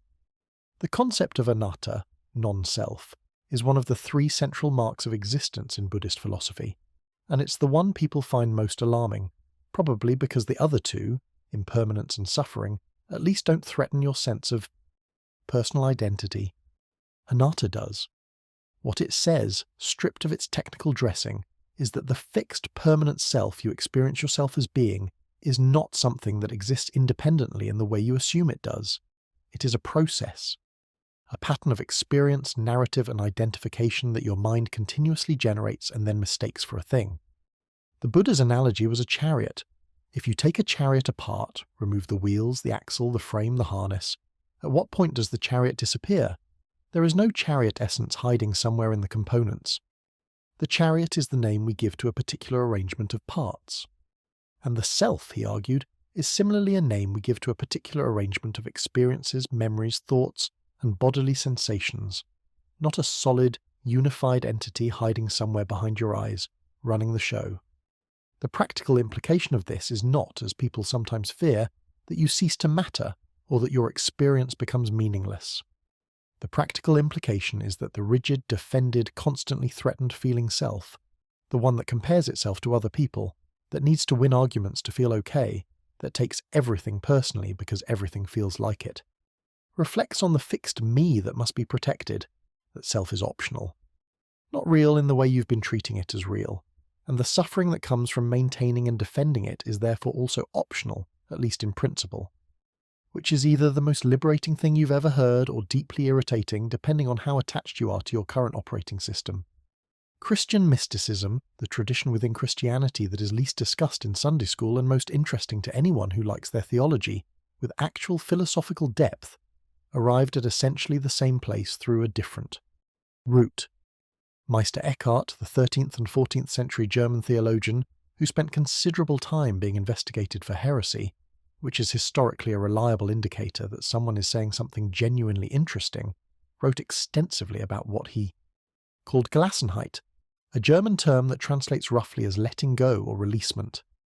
The fundamental obstacle to genuine spiritual experience in Eckhart's framework was precisely the possessive, grasping quality of the ego self, the part, that says mine about everything, that makes God into an object to be obtained rather than a ground to be recognized, that turns every spiritual practice into another project of self-improvement for the self that is supposedly the problem. His solution, which got him into understandable trouble with church authorities, was radical. The self must empty itself completely, not improve itself, not discipline itself, not accumulate spiritual virtue, but actually relinquish the very structure of selfhood in order for anything genuinely real to appear, which is a very hard thing to put in a Sunday sermon, and an even harder thing to actually do. Taoism takes a characteristically oblique angle on the same territory. The Taoist concept of Wu Wei, often translated as non-action or effortless action, is frequently misunderstood as a kind of spiritual laziness. Do nothing, let things happen, very chill. That is not what it means. What it actually describes is the quality of action that becomes possible when the ego-driven, agenda-heavy, frantically self-asserting layer of the mind steps back enough that action can flow from something deeper and more aligned with the actual situation. The ego, in Taoist thought, is the thing that insists on imposing its plan on reality, that relates to the world as a series of problems to be solved, obstacles to be overcome, situations to be controlled according to its particular preferences. Wu Wei is what happens when that insistence loosens, not passivity, genuine mastery. The difference between fighting the current and swimming with it, between the rigid tree that breaks in the storm and the willow that bends and survives. This is elegant as a metaphor and notoriously difficult as a practice, partly because the ego is the thing that tries to achieve Wu Wei, which creates a loop that would be funny if it weren't so exhausting. Sufism, the mystical dimension of Islam, has one of the most viscerally direct descriptions of this process. The concept of nafs, the lower self, is central to Sufi psychology. In its most basic and unworked state, the nafs is the ego in its most demanding, reactive, pleasure-seeking, self-preserving form, what the tradition calls the commanding self, the part that commands obedience from the rest of the psyche in service of its own preferences. Sufi practice is, to a significant degree, the systematic work of moving the nafs through a series of transformations, not by destroying or suppressing it, but by gradually loosening its stranglehold on the totality of experience until the center of gravity shifts from the small, contracted self to something larger and quieter. The great Sufi teachers, figures like Ibn Arabi, al-Ghazali, and Rabia al-Adawiyya, wrote about this process with extraordinary psychological precision, Al-Ghazali in particular spent years analysing the mechanics of the ego with the kind of detail that would make a modern cognitive psychologist feel both impressed and slightly territorial. His conclusion, reached through decades of study and practice, was unambiguous. The self you think you are is the single greatest obstacle to the life you actually want to be living. What's striking, when you look at all of these traditions together, is the consistency of the diagnosis combined with a remarkable diversity in the prescribed remedy. Buddhism says, see through the self. Christian mysticism says, empty the self. Taoism says, stop imposing the self. Sufism says, transform the self through stages. Advaita Vedanta, the non-dual school of Hindu philosophy, says, recognize that the self you're trying to fix was never your true identity in the first place. So the whole project of fixing it is based on a misunderstanding, which is either very liberating or deeply annoying depending on the day. They all agree on the diagnosis. They differ, sometimes significantly, on the methodology, which is actually rather reassuring. It suggests they were independently examining the same phenomenon and reaching the same conclusion about what it was, while developing different tools for working with it based on their cultural and psychological contexts. Like doctors who all agree on what disease they're looking at, even if they prescribe different treatments. Now let's be honest about something, because this is where most people who have been nodding along start to get uncomfortable. There is a version of the ego as the problem that becomes, with remarkable speed, just another ego project. Someone reads about non-self and immediately begins working very hard to achieve enlightenment, to be the person who has transcended the ego, to have the most impressive spiritual practice, to be visibly humble in a way that requires considerable effort and self-congratulation, which is the ego doing what the ego does, absorbing every available resource, including the resources designed to dissolve it, into its ongoing project of self-maintenance and self-promotion. This is so common that it has a name in contemplative circles, spiritual bypassing, or spiritual materialism, a term coined by the Tibetan teacher Chogyam Trungpa to describe the phenomenon of using spiritual concepts and practices to reinforce the very ego structure they were meant to loosen. The ego, it turns out, is extremely creative and has absolutely no shame. It will wear robes, burn incense, meditate for hours, and still be fundamentally running the same program it always ran, now just with a more interesting costume. The traditions that understood this problem best were the ones that built in specific safeguards against it. Zen Buddhism's radical non-attachment to spiritual achievement, the famous instruction to kill the Buddha if you meet him on the road, meaning don't turn the teaching into another object of ego-grasping, was one such safeguard. The Christian mystical tradition's insistence on grace rather than achievement, on the idea that the transformation cannot be earned or manufactured through personal effort, was another.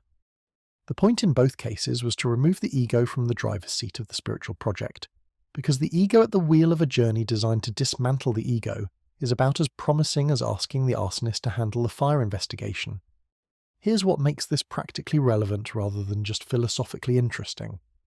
The ego, the constructed self-story, the survival narrative stitched together from everything that ever hurt you and everything you ever decided you had to be in order to be acceptable, creates a very specific kind of suffering that is entirely independent of external circumstances. This is the suffering of never being quite enough, of needing things to go a certain way to feel okay, of constantly measuring yourself against others and finding the comparison uncomfortable regardless of which direction it goes, of taking things personally that aren't personal, of defending positions you don't actually believe because they've become part of your identity, of being afraid of things that stopped being dangerous decades ago but that your self-story still treats as existential threats. This is not the suffering of actual difficulty, loss, illness, failure, grief. Those are real and unavoidable, as the Buddha noted with characteristic cheerfulness. This is the additional, optional suffering that gets layered on top of difficulty by a self-concept that is constantly trying to manage, control, and narrate everything in terms of what it means for me, and the consistent claim across every tradition we've looked at in every century is that this layer of suffering is optional. Not easy to remove. Not removable through a weekend workshop or a productivity hack, or by following 14 accounts about mindfulness on Instagram, where the content about not caring what people think gets 12,000 likes, which is presumably what the algorithm determined was ironic enough to let through. but optional in the sense that it is produced by a specific mental structure, and that structure can, through sincere and sustained examination, become less automatic, less mistaken for the whole of who you are, less capable of running the entire show from behind the curtain while you stand in front wondering why everything feels vaguely like not quite enough. What every tradition agrees comes after that loosening, the opening that becomes available when the grip of the constructed self relaxes even slightly, is not emptiness or loss. They are remarkably consistent on this point, which is easy to miss because the language they use varies so dramatically. The Buddhist describes it as the end of suffering and the arising of clarity. The Christian mystic describes it as the presence of the divine. The Taoist describes it as alignment with the way. The Sufi describes it as the direct experience of the divine reality. The Vedantist describes it as recognition of one's own true nature as pure awareness. The words are different. The description of what it feels like, quiet, spacious, fundamentally okay regardless of circumstances, characterized by a kind of effortless presence rather than constant effort, is, once you strip away the cultural wrapping, almost identical, which is either the most compelling argument for the reality of what they're describing or the most impressive coincidence in the entire history of human spiritual experience. At this point in the story, I think we both know which one it is. The ego is not your enemy in the sense that it should be attacked or hated or ashamed of. That would just be more ego dressed in self-critical clothing. It is your enemy in the sense that a pair of glasses that are the wrong prescription is your enemy. Not malicious, not evil, just a lens that is distorting your view of everything and causing entirely unnecessary difficulty. And what makes this genuinely hopeful, rather than just another sophisticated spiritual guilt trip, is that the glasses can be changed. Not by willpower, not by self-improvement, but by the kind of clear, patient, honest looking that the ancient traditions kept pointing at, and that we are slowly beginning to understand through modern psychology and neuroscience as well. The truth, it turns out, was always accessible. The only thing that made it invisible was the very thing that was looking. There is a particular kind of person who, upon hearing the phrase, "everything is connected," immediately reaches for their most politely skeptical expression. You probably know this person. You might be this person. And honestly, the skepticism is understandable, because everything is connected has been said so many times, in so many wellness blogs and motivational posters and the back covers of books sold in airport bookshops, that it has lost almost all of its original force. It sounds like something you cross-stitch onto a throw pillow. It sounds comfortable and vague and essentially harmless. Which is unfortunate, because the actual claim, the one that ancient traditions were making and that modern science keeps accidentally corroborating, is none of those things. It is not comfortable, it is not vague. And it is very far from harmless, in the best possible sense, because if it is true, it changes the foundational assumption on which most of modern life is organized. So let's actually look at what the claim is, starting with one of the most ancient and most misunderstood phrases in the Western philosophical tradition: as above, so below. This principle, attributed to the Hermetic tradition and appearing in a text called the Emerald Tablet, which has the distinction of being one of the most influential documents in Western intellectual history, despite being short enough to fit on a napkin, is not a decorative saying. It is a structural claim about the nature of reality. What it asserts is that the same patterns, the same organizational principles, the same fundamental dynamics repeat across every scale of existence. The small mirrors the large. The large contains the small. The way a galaxy organizes itself echoes the way a cell organizes itself, which echoes the way a hurricane organizes itself, which echoes the way certain social systems organize themselves. Not because someone designed them that way, but because the underlying laws that govern organization are scale independent. The universe, from this perspective, is not a collection of unrelated things operating according to different rules at different levels. It is a single, deeply coherent system, expressing the same fundamental principles at every scale of observation. Modern science has a word for this. Actually, it has several words for it, because different fields kept independently discovering the same phenomenon and naming it according to their own vocabulary, which is very on-brand for science. Fractals, mathematical structures in which the same pattern repeats at every level of magnification, were formally described by Benoit Mandelbrot in the 1970s, but the patterns themselves had been visible in nature for as long as anyone had been. Looking, The branching of a river delta mirrors the branching of a tree, which mirrors the branching of blood vessels in a lung, which mirrors the branching of lightning, which mirrors the branching of certain neural networks. The spiral of a nautilus shell follows the same mathematical proportion as the spiral of a galaxy. These are not coincidences. They are expressions of the same underlying organizational principle operating across radically different scales and contexts. As above, so below was not poetry. It was an observation that someone made a very long time ago and encoded in the most memorable format available. The Aztec cosmological principle that their priest described as heart of the sky, heart of the earth, which appears in various forms across Mesoamerican traditions, carried a similar structural insight, that the organizing intelligence of the cosmos and the organizing intelligence within the human being were not separate things.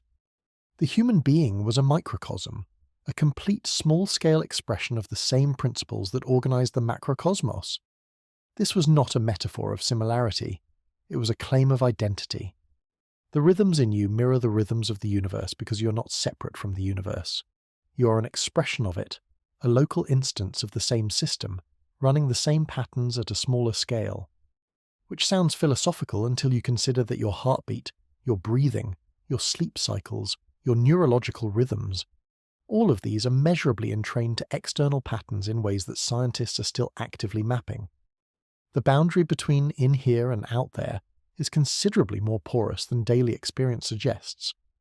The Buddhist concept of dependent origination, pratitya samutpada in Sanskrit, which is exactly the kind of word that makes non-Sanskrit speakers briefly reconsider their life choices, is one of the most precise articulations of radical interconnection in any philosophical tradition.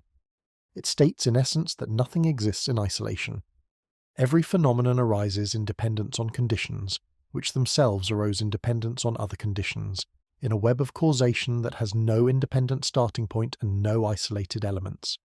This is not mystical vagueness. It is a causal framework, a description of how things actually come into being and continue to exist. The teacher Thich Nhat Hanh, in one of the clearest explanations of this concept for contemporary audiences, used a simple example. Look at a piece of paper. To make this paper, you need a tree. To grow the tree, you need rain. To have rain, you need clouds. To have clouds, you need evaporation from the ocean. You need the sun, which requires the nuclear processes that form the solar system, which required the death of a previous star, which scattered heavy elements across space. You need the logger who cut the tree, whose existence required two parents, who themselves required food, which required farmers, land, water, entire ecosystems stretching back further than any lineage can trace. Every piece of paper contains, in some real sense, the entire history of the universe, and if a single element in that impossibly complex web of conditions had been even slightly different, this particular sheet of paper would not exist. Nothing is isolated, nothing is accidental, everything is what it is because everything else is what it is. Now, quantum physics, which has been showing up throughout this story like an uninvited guest who keeps turning out to be right, has its own contribution to this conversation, and it is a substantial one. Quantum entanglement, which we touched on earlier in a different context, has implications for interconnectedness that go considerably beyond the physics of individual particle pairs. What the experiments have consistently demonstrated is that once two particles interact, they remain correlated in ways that cannot be explained by any model in which they are truly independent objects. Measure one, and the state of the other is instantly determined, regardless of the distance between them. No signal passes between them, no classical causal mechanism connects them. They behave instead as if they are still at some level aspects of a single system, as if the separation between them is an appearance rather than a fundamental fact. Einstein called this spooky action at a distance, and found it philosophically indefensible. The universe apparently did not particularly care about Einstein's philosophical preferences on this point. What entanglement suggests, carefully, because physicists are appropriately reluctant to overextend, is that the universe at its most fundamental level is not made of separate things that then interact. It may be more accurately described as a single, deeply interconnected system in which apparent separateness is a feature of certain scales of observation rather than a feature of the underlying reality. The physicist David Bohm, who keeps appearing in this story because he was genuinely one of the most interesting physicists of the 20th century, and also one of the few willing to take these implications seriously, described this in terms of what he called the implicate order, a level of reality in which everything is enfolded into everything else, and in which what we perceive as separate objects are more like temporary excitations in a fundamentally undivided field. The ancient Hermetic principle, expressed in the language of 20th century theoretical physics. Same observation, different vocabulary, same wall. The practical implications of this are significant, and they go in directions that might surprise you. If everything is genuinely interconnected in the structural sense, if your actions propagate through the system the way a stone thrown into a still lake sends ripples to every shore, then the conventional model of the self as an isolated agent, making choices that primarily affect me and mine, is not just philosophically wrong. It is operationally misleading. Every action you take, every word, every choice, every pattern of thought that shapes your behavior, enters a system in which nothing is truly local. This is not a reason for paralysis or cosmic anxiety. It is, if anything, a reason for a kind of elevated care. A recognition that the texture of how you move through the world matters in ways that extend beyond what you can directly observe.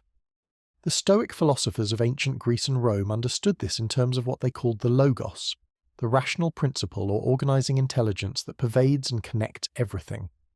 The Stoics, who are currently having a moment in productivity circles because their techniques for dealing with difficulty turn out to be genuinely useful, were often more interested in the cosmological framework underpinning those techniques than the modern self-help version tends to acknowledge.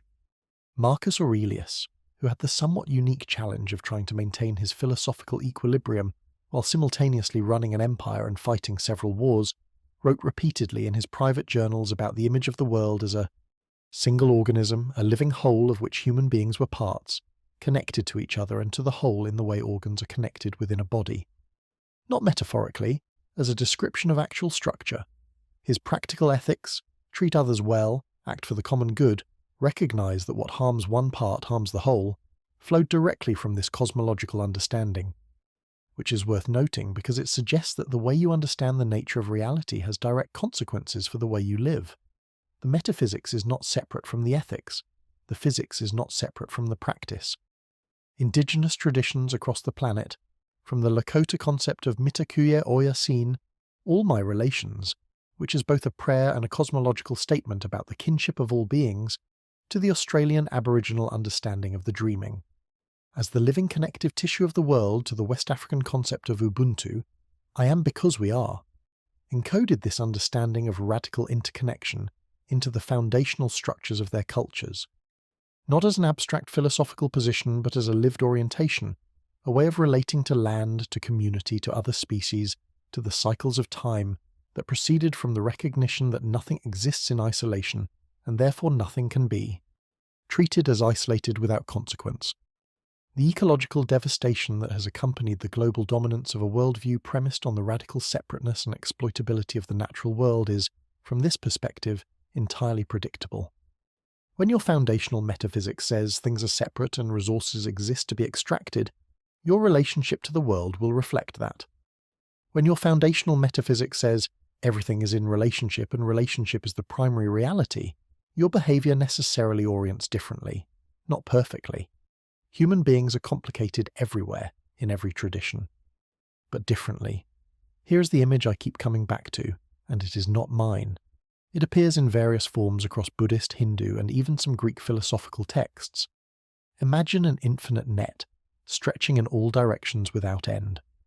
At every node of the net hangs a jewel, and every jewel reflects every other jewel, which in turn reflects every other jewel, which reflects every other jewel infinitely in every direction, without any jewel being the real one and the others being copies. This is the image of Indra's net from Hindu and Buddhist cosmology, and it is one of the most structurally accurate descriptions of interconnectedness ever produced by human imagination, particularly given that it was produced thousands of years before anyone had a hologram, a fractal renderer, or a network topology diagram to compare it to. Every node contains the whole, every part reflects the entirety. No element is more fundamental than any other, and the whole thing only makes sense as a whole. You cannot understand one jewel by looking at it in isolation, because what it is, what it shows you, is constituted entirely by its relationships to everything else. You are one of those jewels. Not a small one, not an unimportant one, not a peripheral one floating somewhere near the edge of a net that has no edge. You are a node in a system of infinite depth and connection, and what you reflect, the quality of your attention, your care, your honesty, your presence in the world, passes into that system and propagates in ways that you will never be able to fully track. The ancient traditions that understood this did not find it paralyzing. They found it, on the whole, deeply clarifying. Because if you are not isolated, if the sense of being a lone individual navigating a world of strangers is a dramatic underestimate of what you actually are, then the stakes are different than you thought, and so is the possibility. You're not a grain of sand in a desert, indifferent and indistinguishable.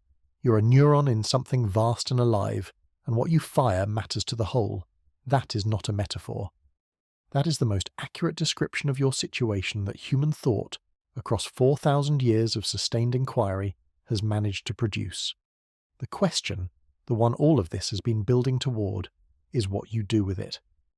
Let's address the elephant in the room, or more accurately, the elephant that has been sitting in the room for about 5,000 years while everyone politely pretended not to notice. We've spent the last several chapters establishing that the most important insight in human history, the one that 190 texts from completely separate civilizations kept pointing at, was always accessible, always there. Written in plain sight across every major tradition that humanity ever produced. And yet, here we are.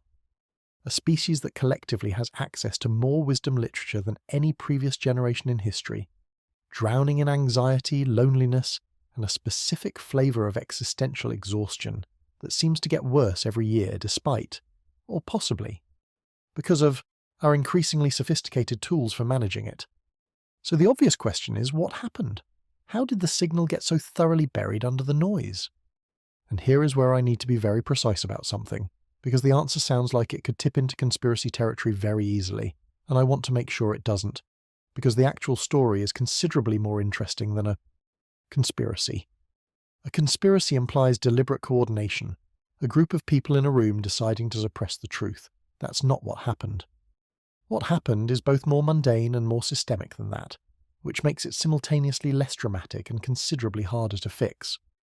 What happened is that civilization, entirely organically, entirely predictably, following the logic of its own survival, built structures that are functionally incompatible with the signal these traditions were transmitting. Not because anyone planned it that way. Because fear, operating at a collective scale, produces exactly the same results it produces at an individual scale. It builds walls, establishes hierarchies, creates in-groups and out-groups, and optimizes relentlessly for the kind of short-term security that comes at the cost of long-term understanding. To see how this happened, you have to go back to the beginning. Not the metaphysical beginning we discussed earlier, but the practical, historical beginning. The moment when human groups first became large enough that individual relationships couldn't hold the whole thing together anymore. For most of human prehistory, people lived in small bands where everyone knew everyone. Reputation was immediate and personal, and cooperation was enforced by the simple fact that you couldn't escape the consequences of your behavior because you were always within shouting distance of everyone you'd ever wronged. This is not a romantic description of prehistoric life. Prehistoric life was, by most measurable standards, extremely difficult and regularly fatal in ways that we have largely but not entirely eliminated. But the social structures of small-scale living had one significant advantage. They were transparent. The feedback loops were short. Actions had visible consequences. The idea of getting away with something was largely theoretical.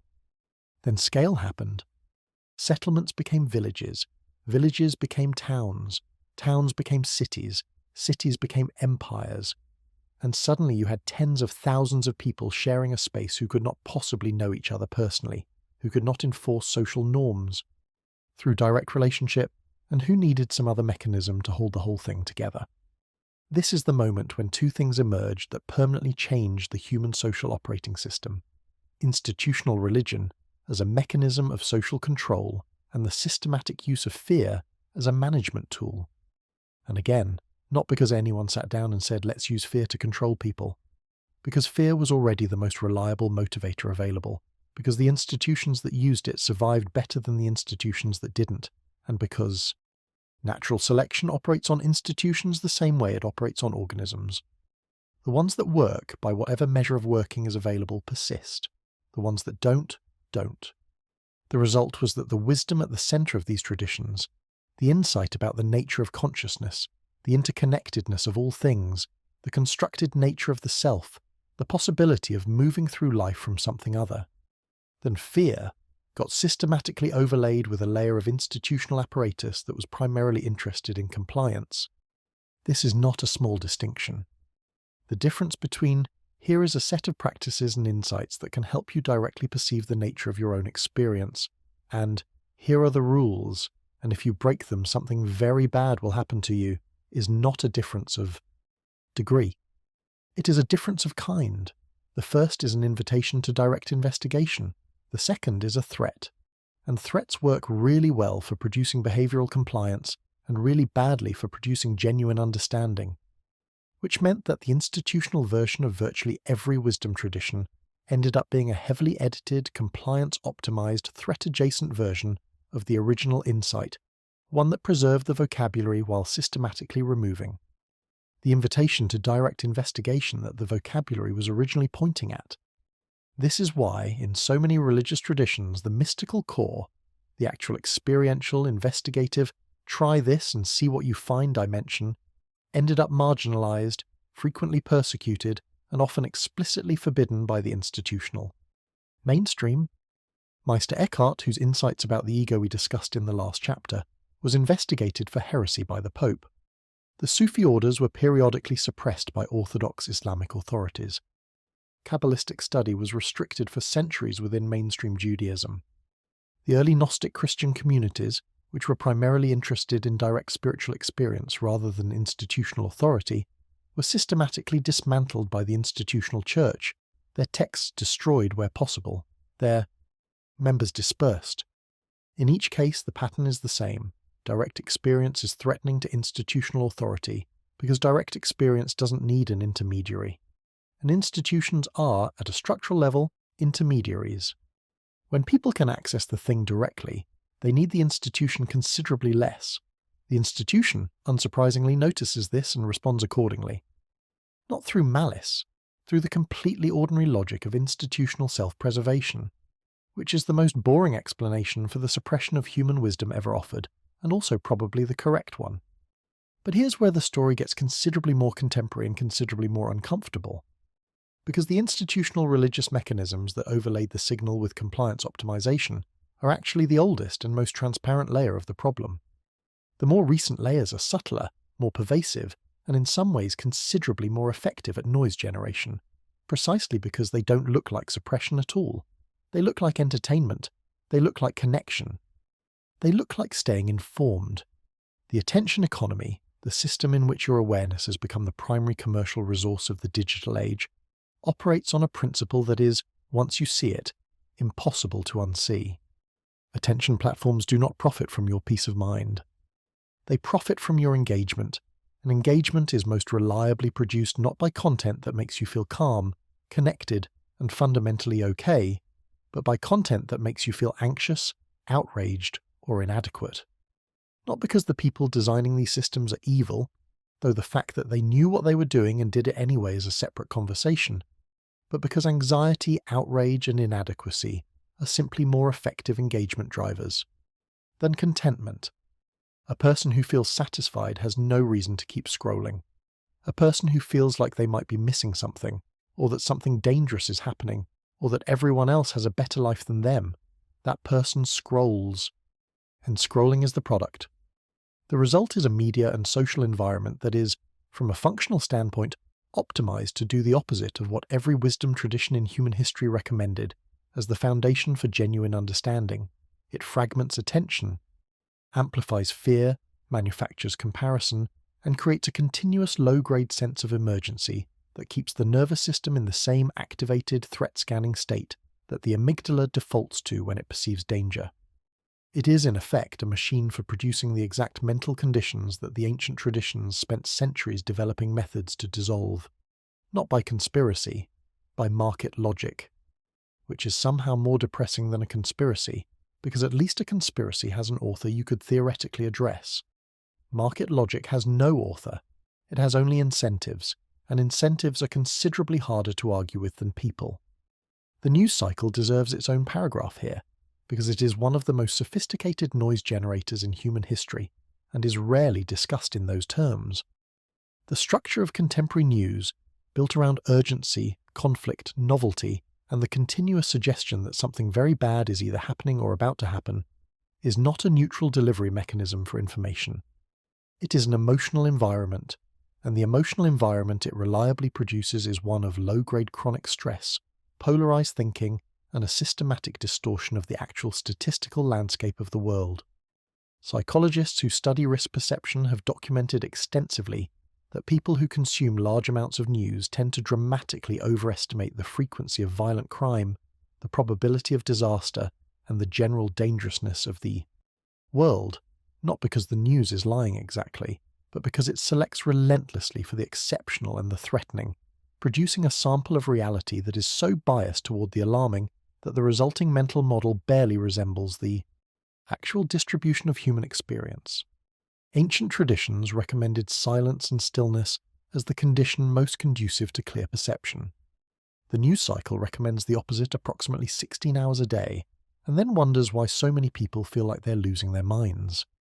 And then there is the comparison culture, the relentless, ambient, impossible to escape measurement of your life against curated projections of other people's lives, which is perhaps the most effective ego reinforcement mechanism ever developed at scale. We talked in the chapter on the ego about how the constructed self operates primarily through comparison, measuring itself against others, determining its worth through relative position. Social media, at its structural core, is a comparison machine, not a connection machine despite the branding. The actual user experience it reliably produces, documented across hundreds of studies at this point, is one of increased social comparison, decreased self-worth, and a heightened sense of isolation, which is a remarkable achievement for a platform, whose stated purpose is bringing people together, and also a completely predictable outcome if you understand how the ego comparison system works and then design a product that feeds it continuously.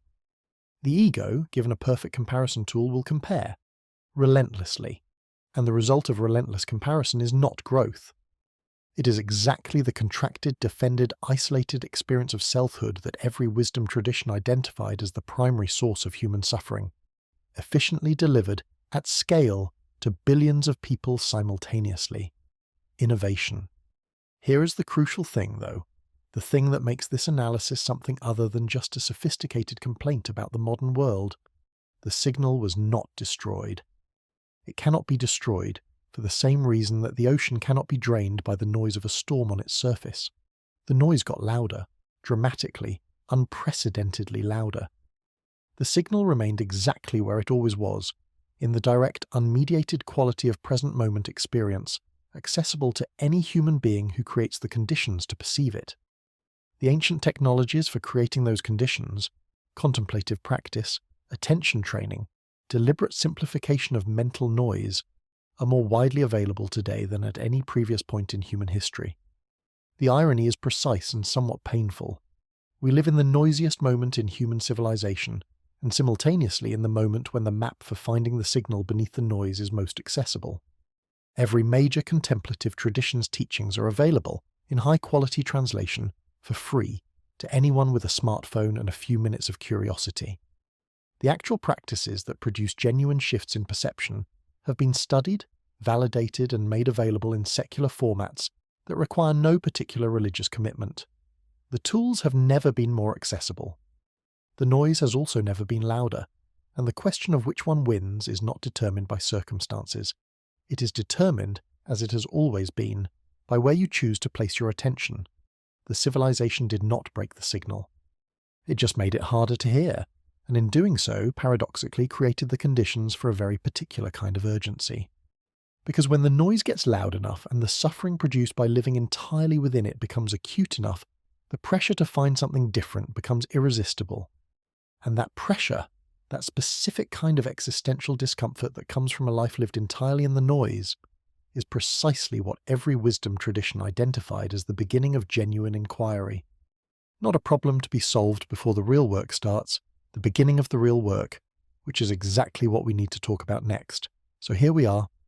After everything, the 190 texts, the quantum physics, the dragons, the ego, the noise machine that civilization accidentally built on top of the signal, we arrive at the question that every honest inquiry eventually reaches. Okay, so what do you actually do with this? Because if the diagnosis is correct, if the sense of radical separateness is a construction, if fear is a program running on outdated threat data, if the mind is projecting a significant portion of what it perceives as just reality, then the next question is not philosophical. It is practical. What are the actual steps? What did these traditions across 4,000 years of sustained human investigation actually recommend as the path back? And this is where I want to push back against a particular expectation that most people bring to this question, because it tends to make the answer seem less useful than it is. The expectation is that the path back should be dramatic, should involve some kind of revelatory experience, a flash of light, a moment of total clarity, an event that divides your life into before and after. The traditions certainly describe such experiences. They exist, they happen, and the accounts of them across cultures are as consistent as everything else we've looked at. But the overwhelming consensus, from the teachers who spent the most time actually working with people, rather than just describing peak experiences, is that the transformation that matters is not the dramatic one. It is the gradual, unglamorous, day-by-day process of changing what you pay attention to and how you relate to what you find. The sudden insight when it comes is not the destination, it is a signpost. The work of actually living from a different place, of embodying what was glimpsed, takes considerably longer and looks considerably less impressive from the outside, which is not what anyone wants to hear, but is almost certainly true. With that caveat clearly on the table, here is what the traditions actually left us.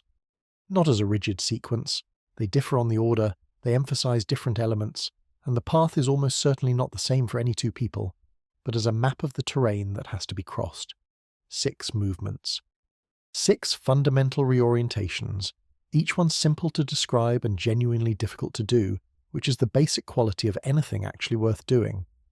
The first movement is truth, and by truth, these traditions did not primarily mean intellectual accuracy, though that matters too. They meant the practice of honest perception, of looking at your actual experience, not the story about your experience, not the interpretation, not the version that makes you look reasonable, but the raw, unedited, currently happening reality of what is actually occurring in your body, your emotions and your mind in this moment. This sounds trivially simple and is remarkably rare. Most of us spend the majority of our lives in a constant negotiation with reality, accepting the parts that confirm our existing self-concept, filtering or reinterpreting the parts that challenge it, maintaining a more or less continuous low-level revision of our internal narrative to keep it coherent with who we believe ourselves to be. The invitation to simply look honestly at what you're actually feeling, what you're actually afraid of, what you're actually doing versus what you tell yourself you're doing, is the first step, because without it, everything else is built on sand. You cannot work with what you cannot first accurately perceive, and the ego, as we've established, is very creative about making sure you don't perceive certain things too clearly. The Socratic tradition called this examined life.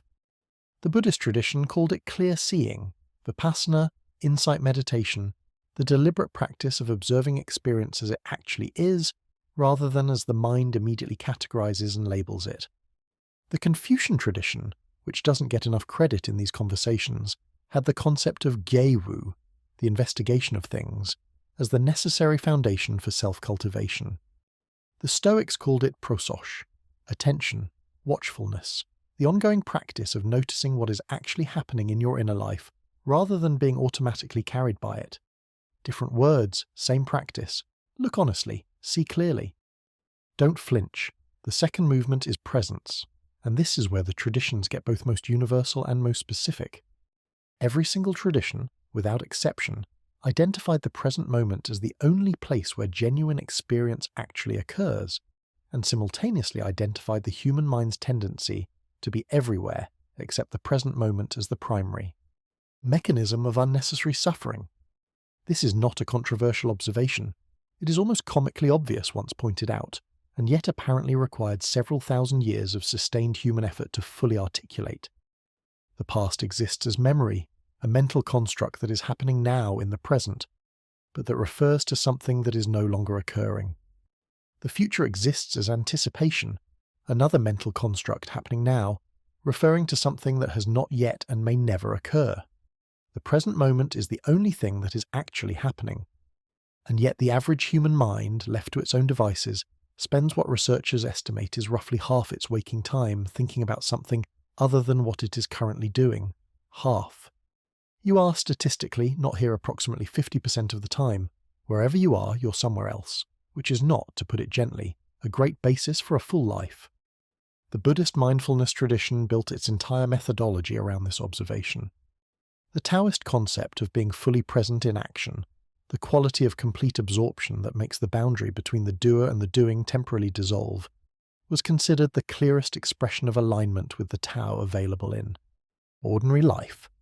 Sufi teachers prescribed specific forms of attention training precisely to develop the capacity for sustained present moment awareness. The Christian contemplative tradition's practice of lectio divina, slow, attentive reading as a form of prayer, was fundamentally a presence practice. The method differs.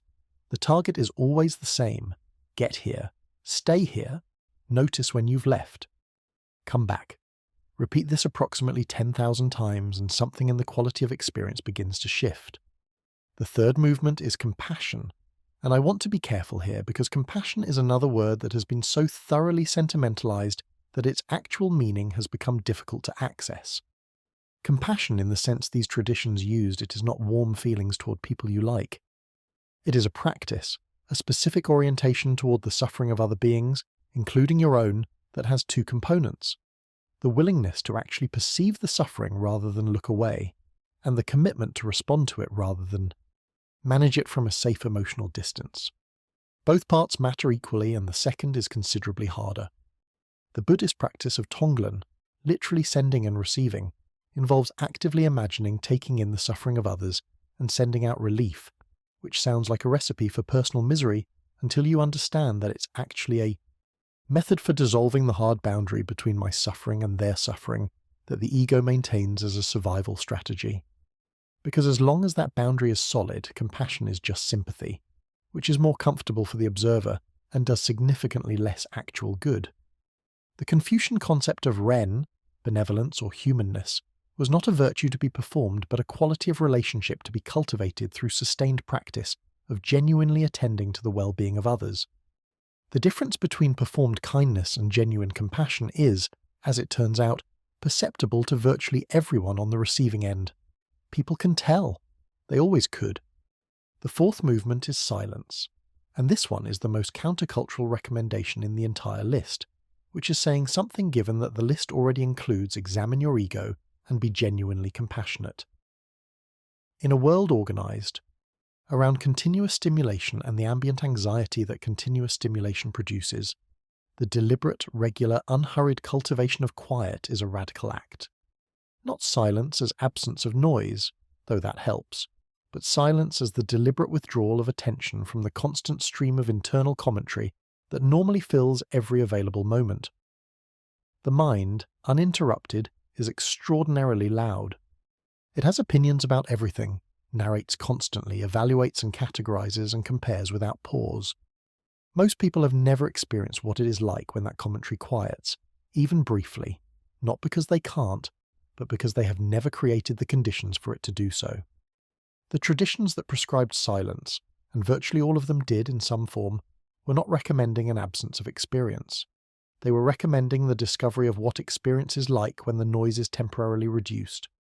What is revealed in that reduction is, according to every tradition that investigated it, not emptiness.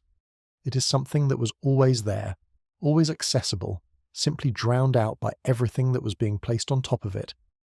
The fifth movement is the transformation of suffering, and this is the one that most directly challenges the modern cultural assumption that suffering is a problem to be solved, eliminated, or at minimum managed into irrelevance as quickly as possible. The ancient traditions, without exception, took a fundamentally different view. Not that suffering is good, or should be sought, or enjoyed. That would be masochism with a spiritual paint job, and the traditions were generally pretty clear about the distinction. But that suffering, properly met, honestly examined rather than immediately escaped, stayed with rather than fled, allowed to do what it is actually trying to do, has a transformative quality that no comfortable experience can replicate. This is the alchemical metaphor that appears across traditions: lead into gold, the descent into the underworld that produces the gift brought back, the dark night of the soul that precedes clarity. The Christian mystical tradition's concept of the dark night of the soul, associated with the 16th century Spanish mystic John of the Cross, though the pattern appears far earlier and in many traditions, describes precisely this: a period of profound spiritual aridity and apparent loss, which turns out to be not the end of the journey but its most essential passage. The Buddhist First Noble Truth is not suffering is bad and should be avoided. It is suffering exists, and the path begins with acknowledging that fact rather than running from it. Suffering that is acknowledged and examined honestly tends to reveal the exact contours of whatever in us most needs to shift. Suffering that is immediately escaped or suppressed tends to stay exactly where it was and wait for the next available moment to try again.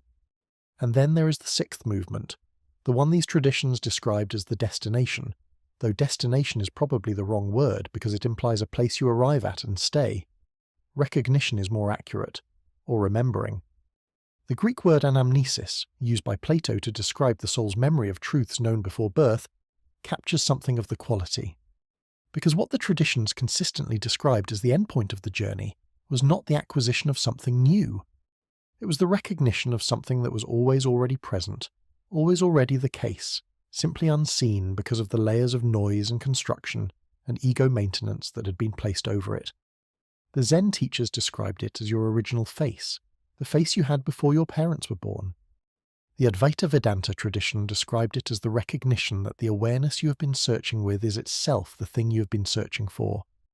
Christian mystics described it as the discovery that what you were calling the divine was not elsewhere but was the very ground of your own being. The Taoists described it as realizing you were always already the Tao, never separate from it for a single moment, only convinced by the thinking mind that you were.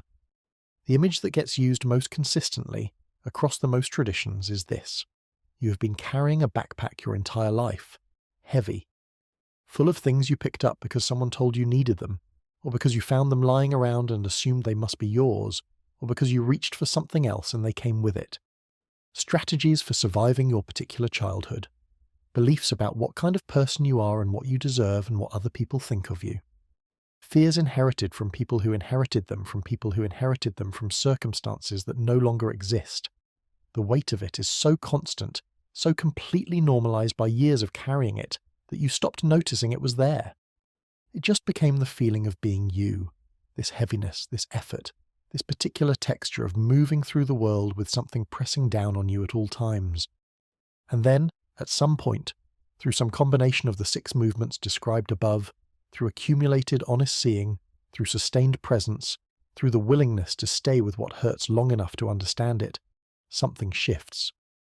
The backpack comes off, not dramatically, not with a thunderclap, just comes off. And you stand there for a moment somewhat confused because the absence of the weight you were so used to carrying is itself a strange and unfamiliar sensation. And you realize in that stillness that you were never actually required to carry it, that it was never actually yours, that what you are, underneath all of it, without any of it, is something considerably lighter and more spacious and more fundamentally okay than anything you spent your time protecting could ever have been.